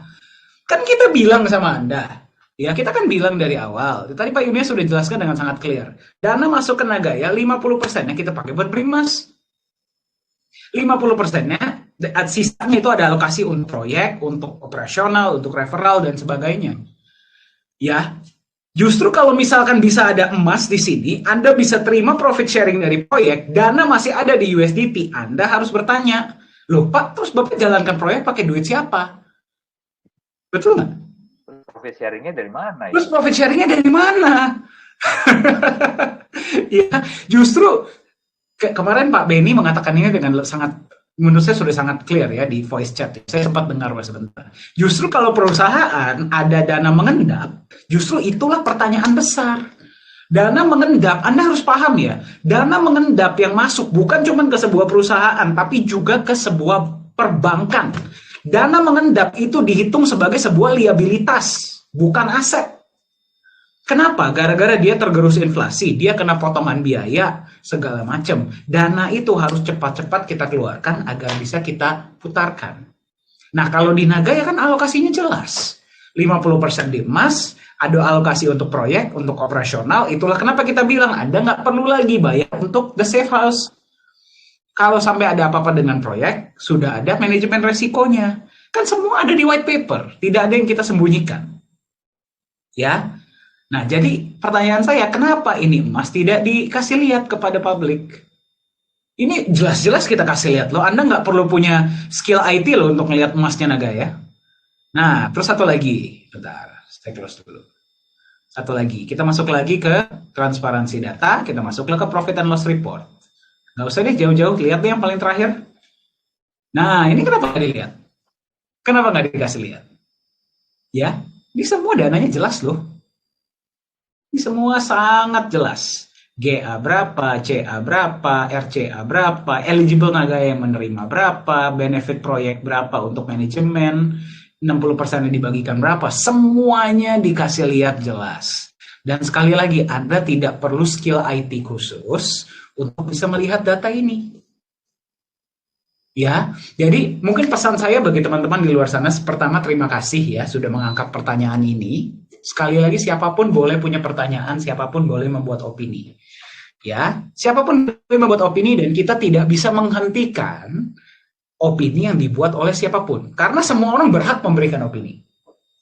Ya, cuman pesan saya, saran saya, ya saya dan Pak Yunias ini sudah dibiasakan oleh Pak Yohanes. Ya, kita sudah dibiasakan. Dani, Pak Yunias juga disampaikan ya Pak ya. Kalau berbicara harus sesuai dengan fakta dan data. Ya. Jangan buat-buat opini, jangan menggiring opini orang. Kita harus berbicara sesuai fakta dan data. Karena kita mau mencerdaskan toh. Ya, kita mau mencerdaskan toh. Bukannya mau menyesatkan orang toh. Ya kamu harus berbicara berdasarkan fakta. Saya pernah tanya sama Pak Yunias, sama Pak Yohanes. Pak, kalau saya belum sempat riset bagaimana? Jangan bicara katanya. Lebih baik kamu diam. Udah kayak bapak saya ya Pak ya, dia saya dimarahin. Kalau kamu belum punya data, belum punya fakta yang tepat, kamu lebih baik diam. Saya digituin. Bahkan saya pernah dimarahi. Ya, saya pernah beberapa kali saya dimarahin. Bahkan sama Pak Yohanes ya, dulu di awal-awal Nagaya saya pernah cerita sama Pak Yunias. Saya pernah lagi presentasi, tiba-tiba tengah-tengah disuruh duduk. Udah saya aja katanya. Ini awal-awal saya di Nagaya. Ya, Kenapa? Gara-gara informasi saya tidak sesuai dengan fakta dan data yang ada. Ya, jadi sekali lagi Bapak Ibu sekalian, di luar sana siapapun boleh membuat opini. Kita tidak bisa hentikan. Ya, saya pun punya opini pribadi terhadap berbagai hal. Ya, tapi kalau saya menggunakan seragam Nagaya dan saya berbicara tentang Nagaya, kalau Anda duduk di sesi dengan manajemen Nagaya, saya punya tanggung jawab untuk berbicara sesuai dengan fakta dan data. Dan Pak Yunias juga sama. Ya, jadi saran saya kalau bisa next time lakukanlah dulu riset yang baik. Ya, karena kita punya tanggung jawab, terutama kalau kita dipandang. Kita punya tanggung jawab karena kita didengar, kita harus berikan informasi yang tepat. Dan di Nagaya bukan informasi tidak tersedia loh ya. Ya, sesi ini saya dan Pak Yunias ini lagi live loh. Iya Pak ya? Betul ya? Iya, betul. Bukan robot ini. Bukan robot loh. Ya, coba kalau Anda nggak percaya, Anda kirim saya pesan, saya bisa lihat nih sekarang langsung. Nih ada Pak Joriwi barusan, Nagaya is the best tulisannya. Ya, ya ada Pak La Armin luar biasa dengan paparan transparansi Nagaya. Betul, berarti kan pesan baru masuk. Ini sesi live dan kita bawakan untuk Anda berdasarkan fakta dan data yang ada. Ya, semoga menjawab ya. Jadi sekali lagi mungkin saya rangkum, kita tidak mencoba meyakinkan siapapun, ya, kita tidak mau meyakinkan siapapun. Tugas saya dan Pak Yunias adalah berikan informasi yang pas, yang sesuai dengan fakta. Silahkan Anda tentukan sendiri mau beli berapa. Semoga menjawab. Masih ada waktu buat beberapa pertanyaan lain, Pak? Ya, teman-teman masih mau? Atau kita masih siap? Masih segar? Masih fresh? Masih semangat? Mungkin 1-2 pertanyaan lagi boleh ya, Pak ya? Oke, Hari ini silakan, kita Pak. akan kupas tuntas. Nah, ini seperti dari orang yang sama, Pak. Oh, Sepertinya, soalnya nada-nadanya mirip. Oke, saya pernah sempat buat akun di Nagaya, tapi saya tidak bisa transaksi peer-to-peer gara-gara tidak ada wallet address. Apakah berarti Nagaya ini hanya bisa ditransaksikan sama member? Kalau memang punya blockchain, harusnya bisa ditransaksikan ke semua wallet yang ada. Oke, silakan Pak. ya, kalau saya lihat kasusnya adalah karena waktu dia buka akun, walletnya memang belum tercreate, Pak. Oke. Ya, jadi kan memang untuk akun Nagaya walletnya dia itu kan memang butuh waktu, ya. Sekian menit, ya, itu baru akan muncul. Ya. Nah, rupanya beliau mungkin waktu create account itu juga sambil live, mungkin, ya. Jadi dia tidak melihat ada muncul alamat apa namanya Nagaya wallet address-nya, ya, itu tidak dia lihat. Dan jadi dia berpikir bahwa ini hanya bisa diperjualbelikan secara virtual atau bagaimana. Jadi dia mempertanyakan juga, kalau demikian bagaimana kita klaim bahwa Nagaya ini dijalankan jaringan blockchain sendiri, ya. Jadi teman-teman yang harus dipahami adalah untuk pendaftaran di awal, ya, sampai nanti Anda akan menerima wallet Anda, Nagaya wallet Anda, itu memang ada waktu, ya, ada delay. Nah, ini bukan karena, oh kalau gitu kan sistem atau servernya Nagaya lemot dong. Tidak, semua itu butuh validasi, semua itu butuh waktu, teman-teman, ya. Dan itu pun harus nunggu sampai berhari-hari dalam hitungan menit. Anda mungkin close bentar, kemudian Anda masuk lagi, cek lagi, di refresh, udah muncul gitu. Ya, nah itu tinggal di copy. Jadi ini rupanya kesalahpahaman saja, kalau saya lihat, Pak. Jadi beliaunya ini mungkin sekarang kalau dia cek akunnya sudah ada kan alamat walletnya, ya, wallet Nagayanya, ya baru dia menyadari bahwa memang benar kita bisa ditransaksikan secara peer-to-peer, ya. Nah, jadi teman-teman untuk membuktikan Nagaya ini benar punya blockchain atau tidak, itu minimal ada 3 hal, ya, 3 hal. Yang pertama, alamat Nagaya Anda, ya, atau Nagaya wallet address Anda, ya, itu membuktikan bahwa Nagaya ini dijalankan di atas jaringan sendiri, ya, dan terbukti Anda bisa peer-to-peer, ya, Anda bisa peer-to-peer dan bisa di-tracking. Nah, yang kedua adalah Nagaya punya yang namanya Explorer, Nagaya Explorer. Ya. Bahkan Anda bisa cek mulai dari yang namanya blog Genesis. Ya, blog Genesis ini adalah blog paling awal. Ya, itu blog pertama kali tercipta. Nah, itu di 2018. Kalau saya nggak salah di bulan Juni ya Pak ya, saya tanggalnya lupa. Jadi, tahun 2018. Betul. Yang pasti kalau nggak salah Juni 2018 itu blog pertama kali tercipta. Ya, jamnya juga cantik ya, tidak disengaja itu. Jam 9 ya 09:09. Jadi jam 9 menit ke 9 detik ke 9. Itu cakep banget itu. Ya. Dan sekali lagi ya, itu diciptakan bukan disengaja di jam itu. Ya, karena kalau jamnya mungkin bisa kita atur, detiknya Pak susah, Pak. Ya.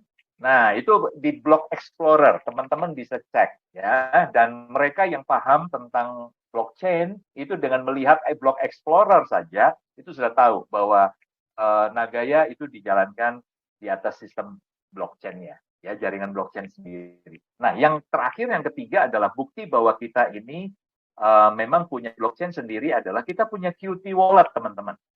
Ya, Bapak Ibu bisa download itu.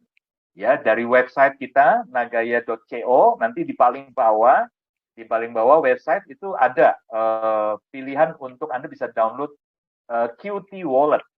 Nah, silakan.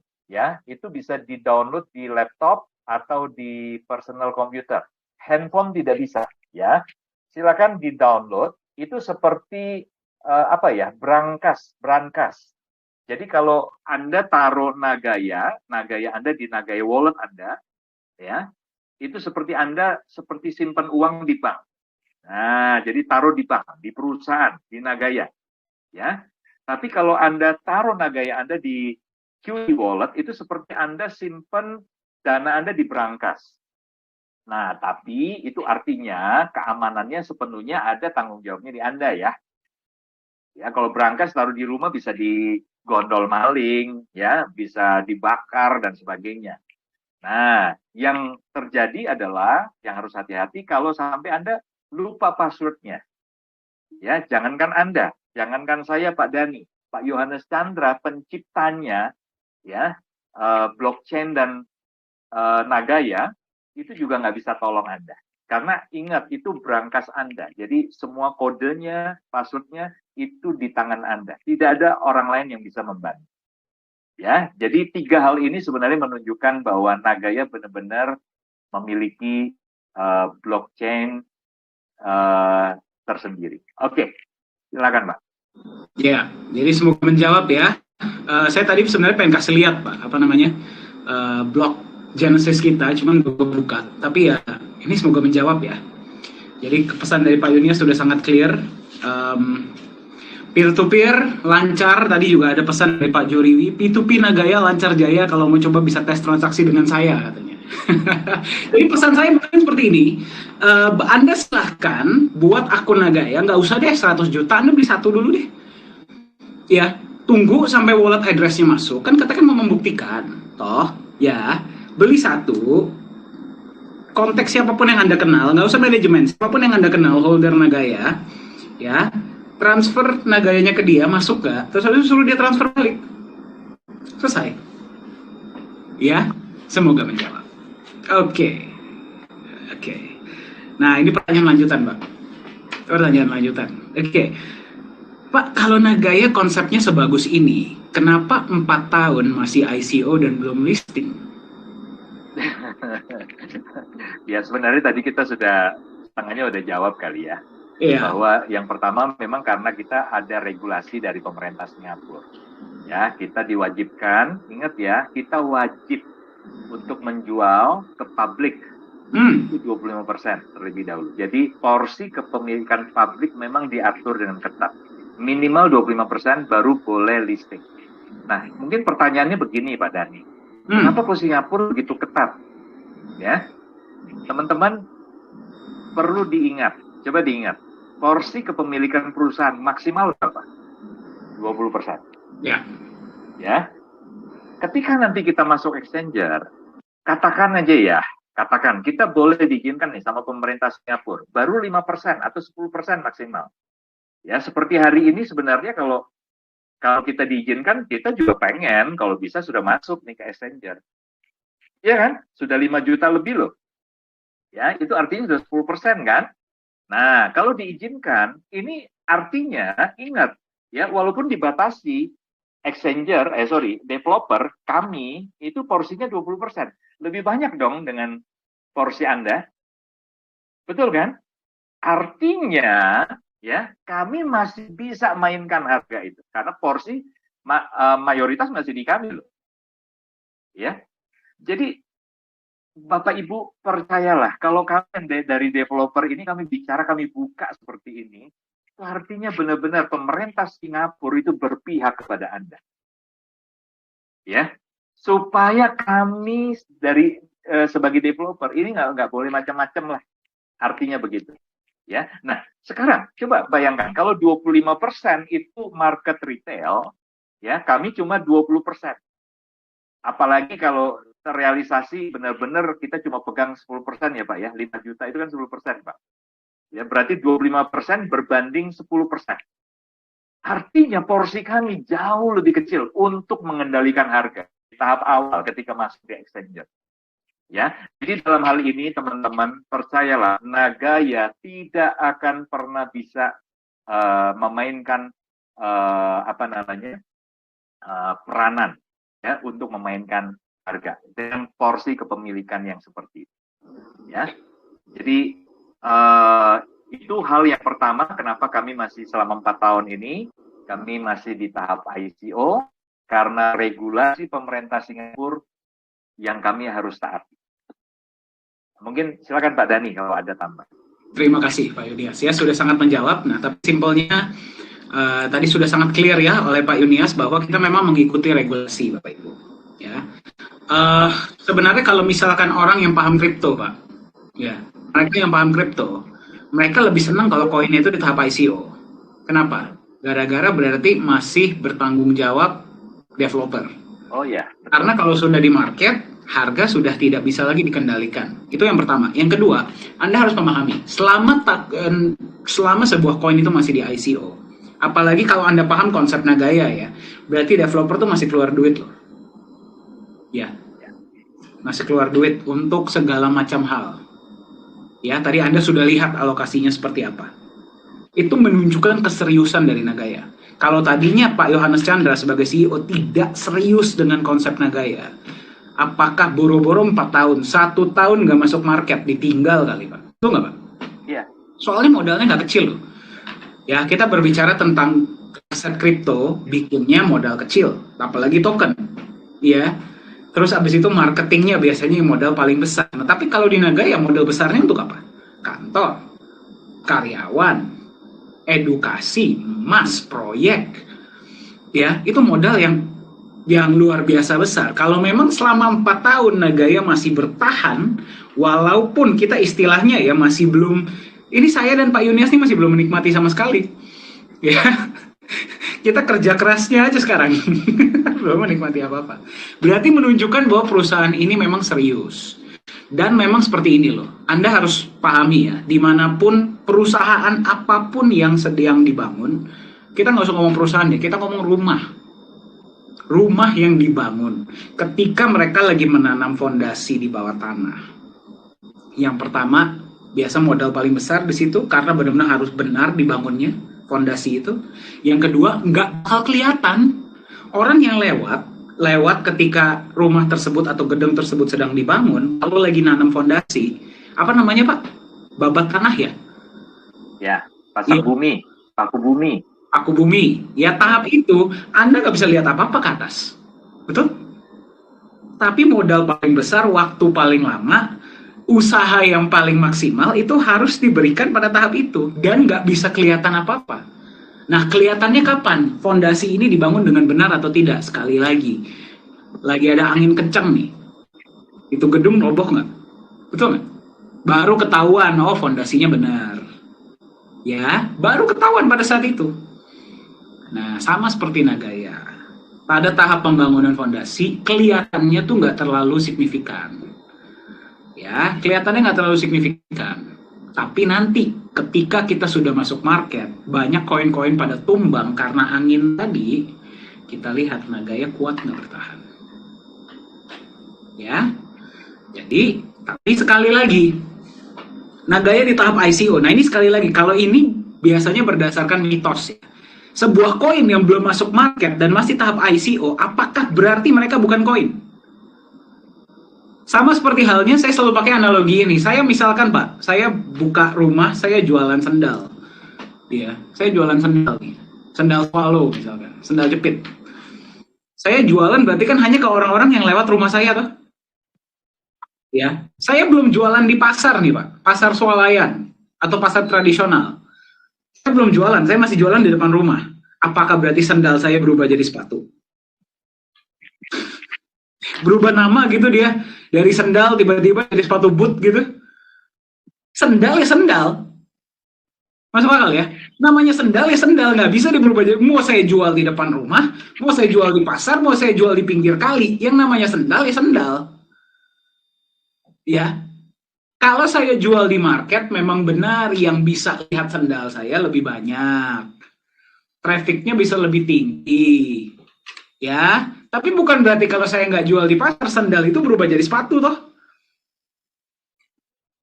Ya, masuk akal ya? Nah, itu yang pertama, Pak. Yang kedua, misalkan saya jualan sendal nih. Ya, terus saya belum terdaftar di Asosiasi Penjual Sendal Indonesia. Apakah berarti sendal saya berubah jadi sepatu?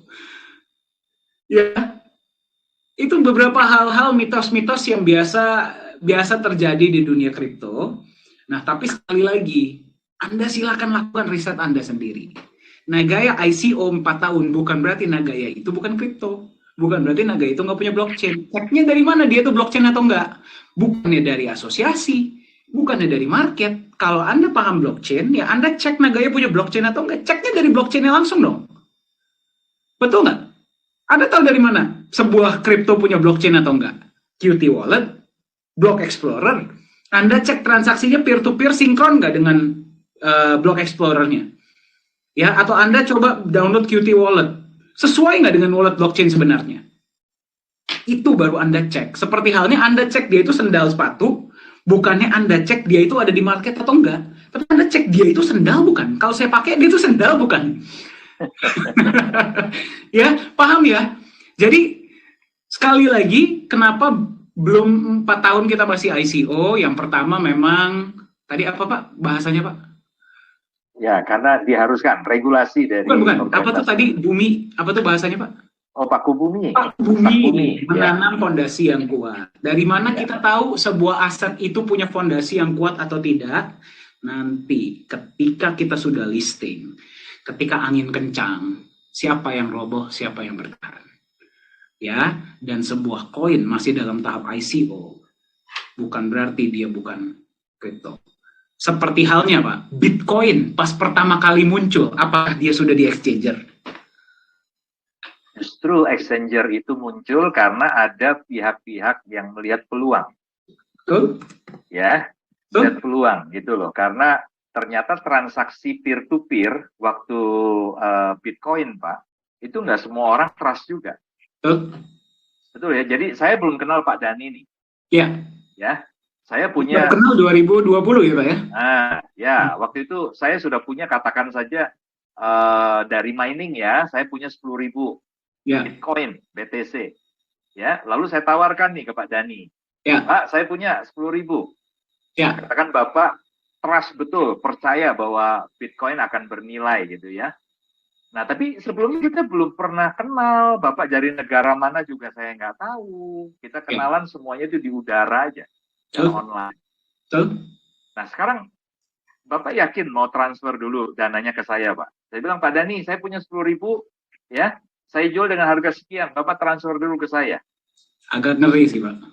Ngeri.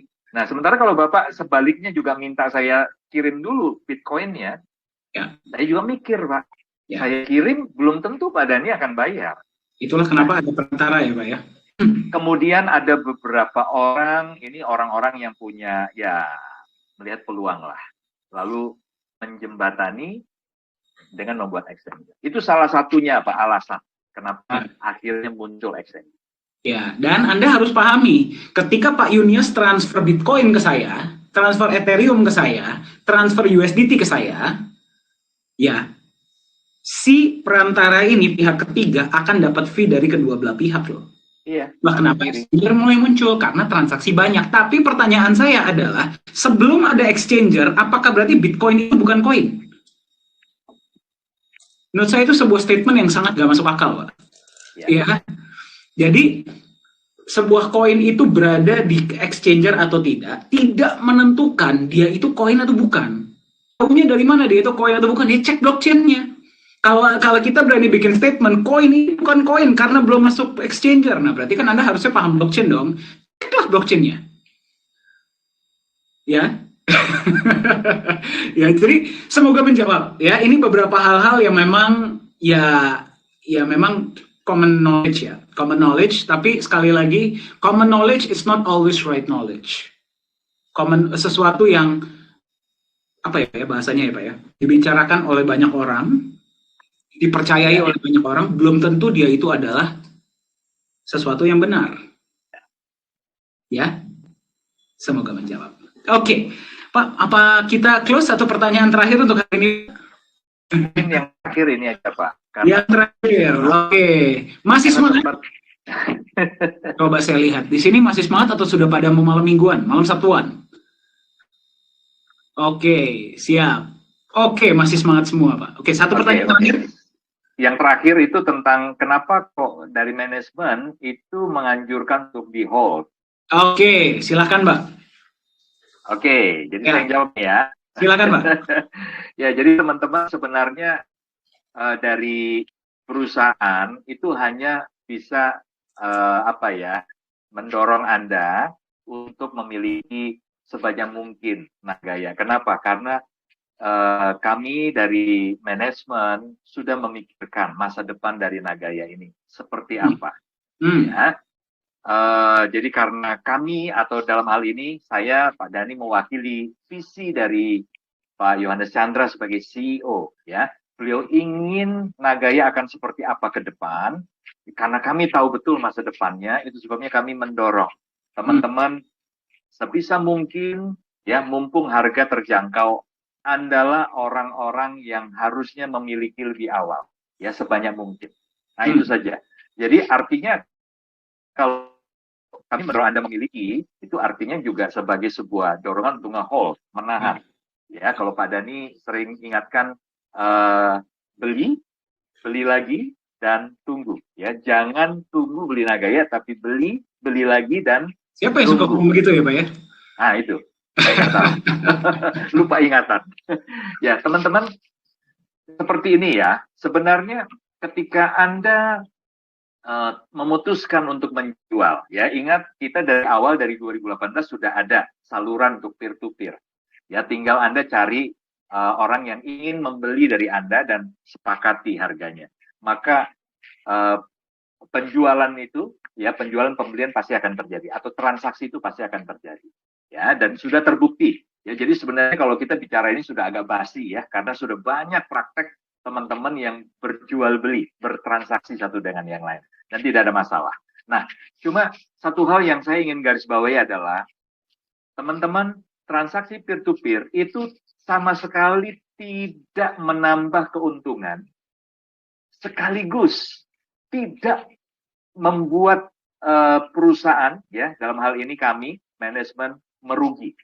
Jadi kami tidak lebih diuntungkan, tapi kami juga tidak dirugikan dengan praktek peer-to-peer.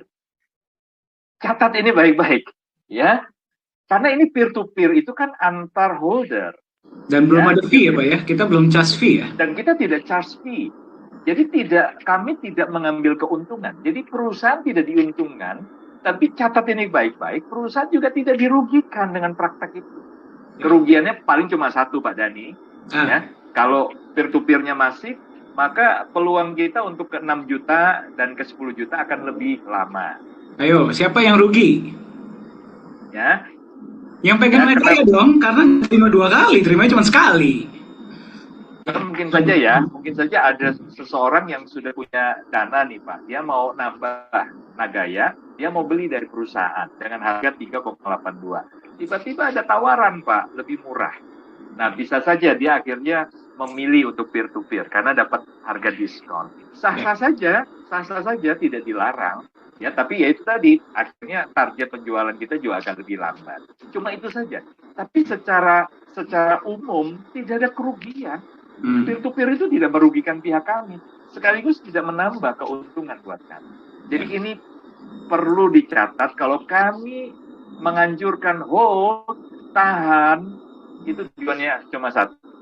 Karena jangan sampai Anda menyesal di kemudian hari. Ingat ya, setiap Nagaya yang Anda pegang, itu bukan saja di backup dengan emas dan emasnya bertambah. Backup emas, lindung nilainya bertambah. Tetapi yang kedua, Anda menerima benefit dalam bentuk pembagian keuntungan dari semua proyek-proyek yang nantinya akan dijalankan. Yang sudah dan yang nantinya akan. Bayangkan, dari satu proyek saja Anda setiap bulan terima 1 kali. Ya, proyek kedua nanti ketika 6 juta terjual, Anda terima 2 kali. 10 juta diusahakan, proyek ketiga sudah jalan. Ya, ketika penjualan 10 juta.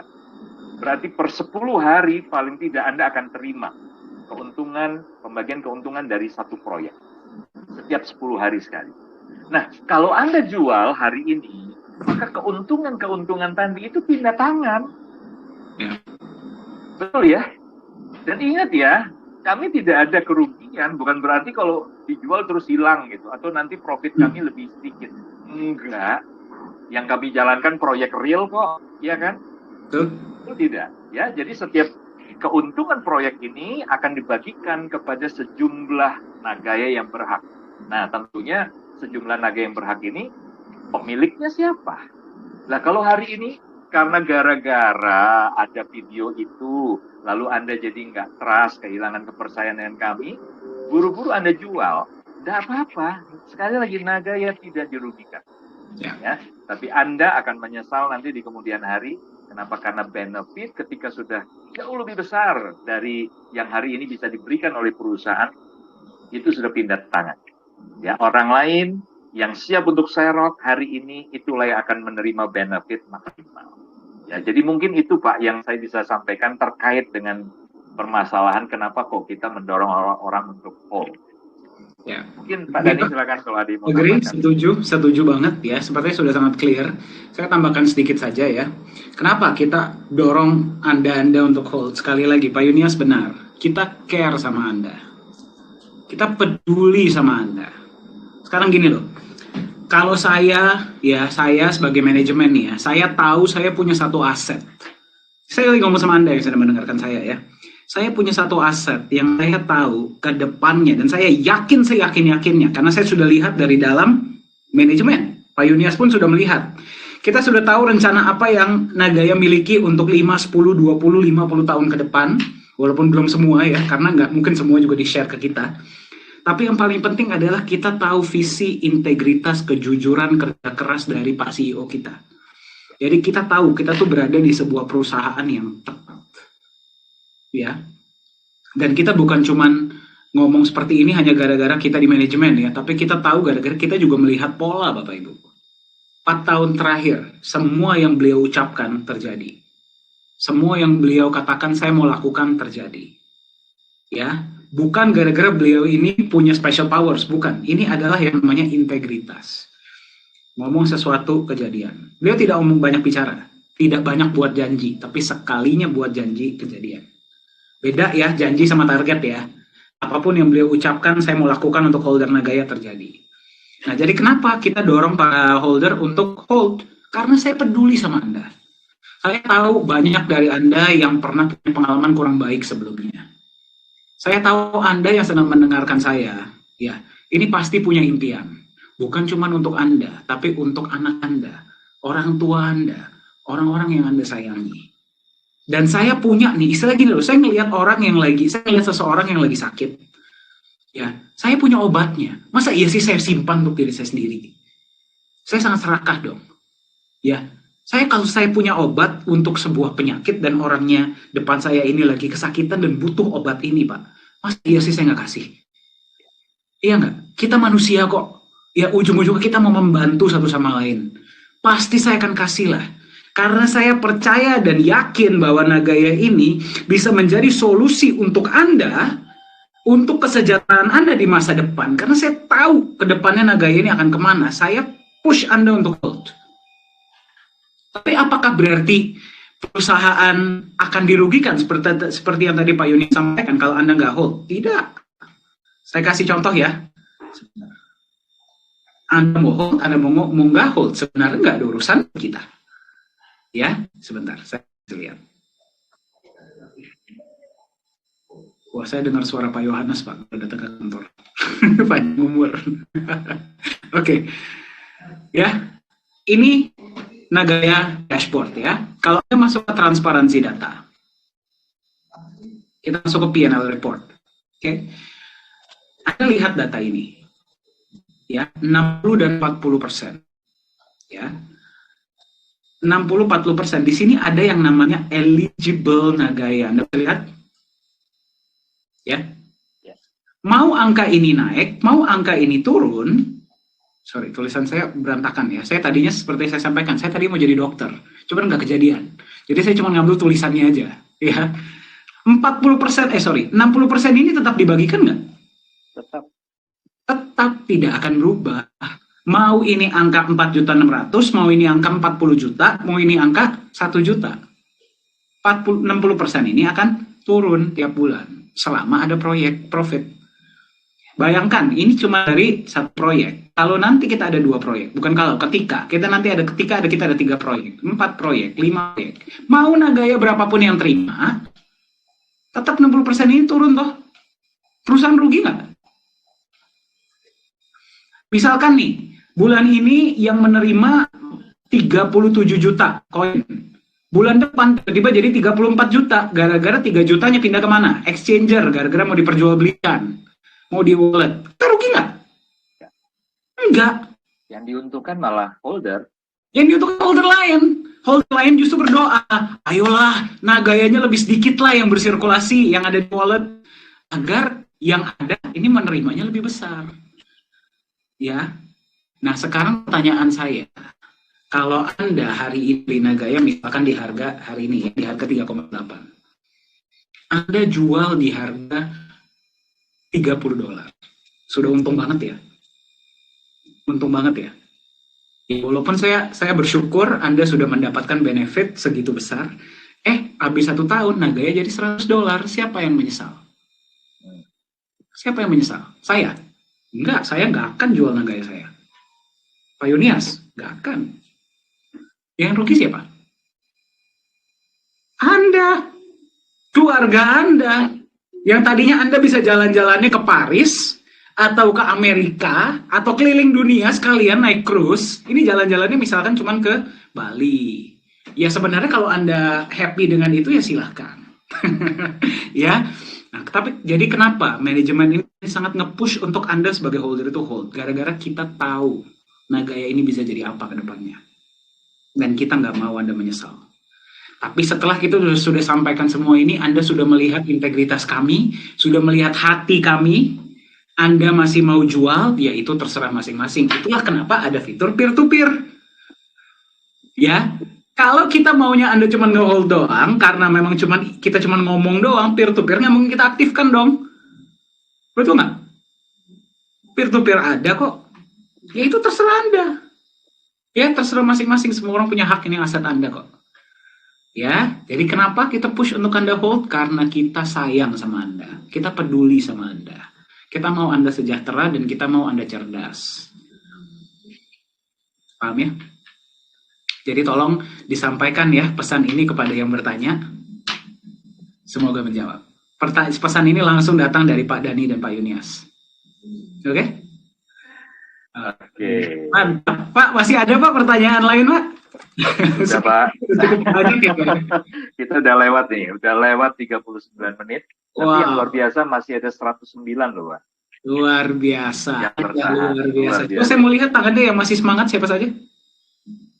Masih Pak, saya bahkan dapat pesan Pak Dani sampai pagi pun nggak masalah katanya. Jangan, saya mau nonton bola abis ini ya. Bercanda. Saya juga kasihan, Anda juga butuh istirahat ya. Tapi jangan khawatir, kita akan adakan sesi ini secara rutin ya Pak Yunias ya. Ya. Rencananya setiap hari Jumat kita akan bahas hal-hal baru. Ya kalau nggak kita FAQ, kalau nggak kita berbicara tentang topik-topik yang sedang hangat di dunia kripto atau di dunia keuangan ya. Kita pokoknya mau mencerdaskan Anda dan mensejahterakan.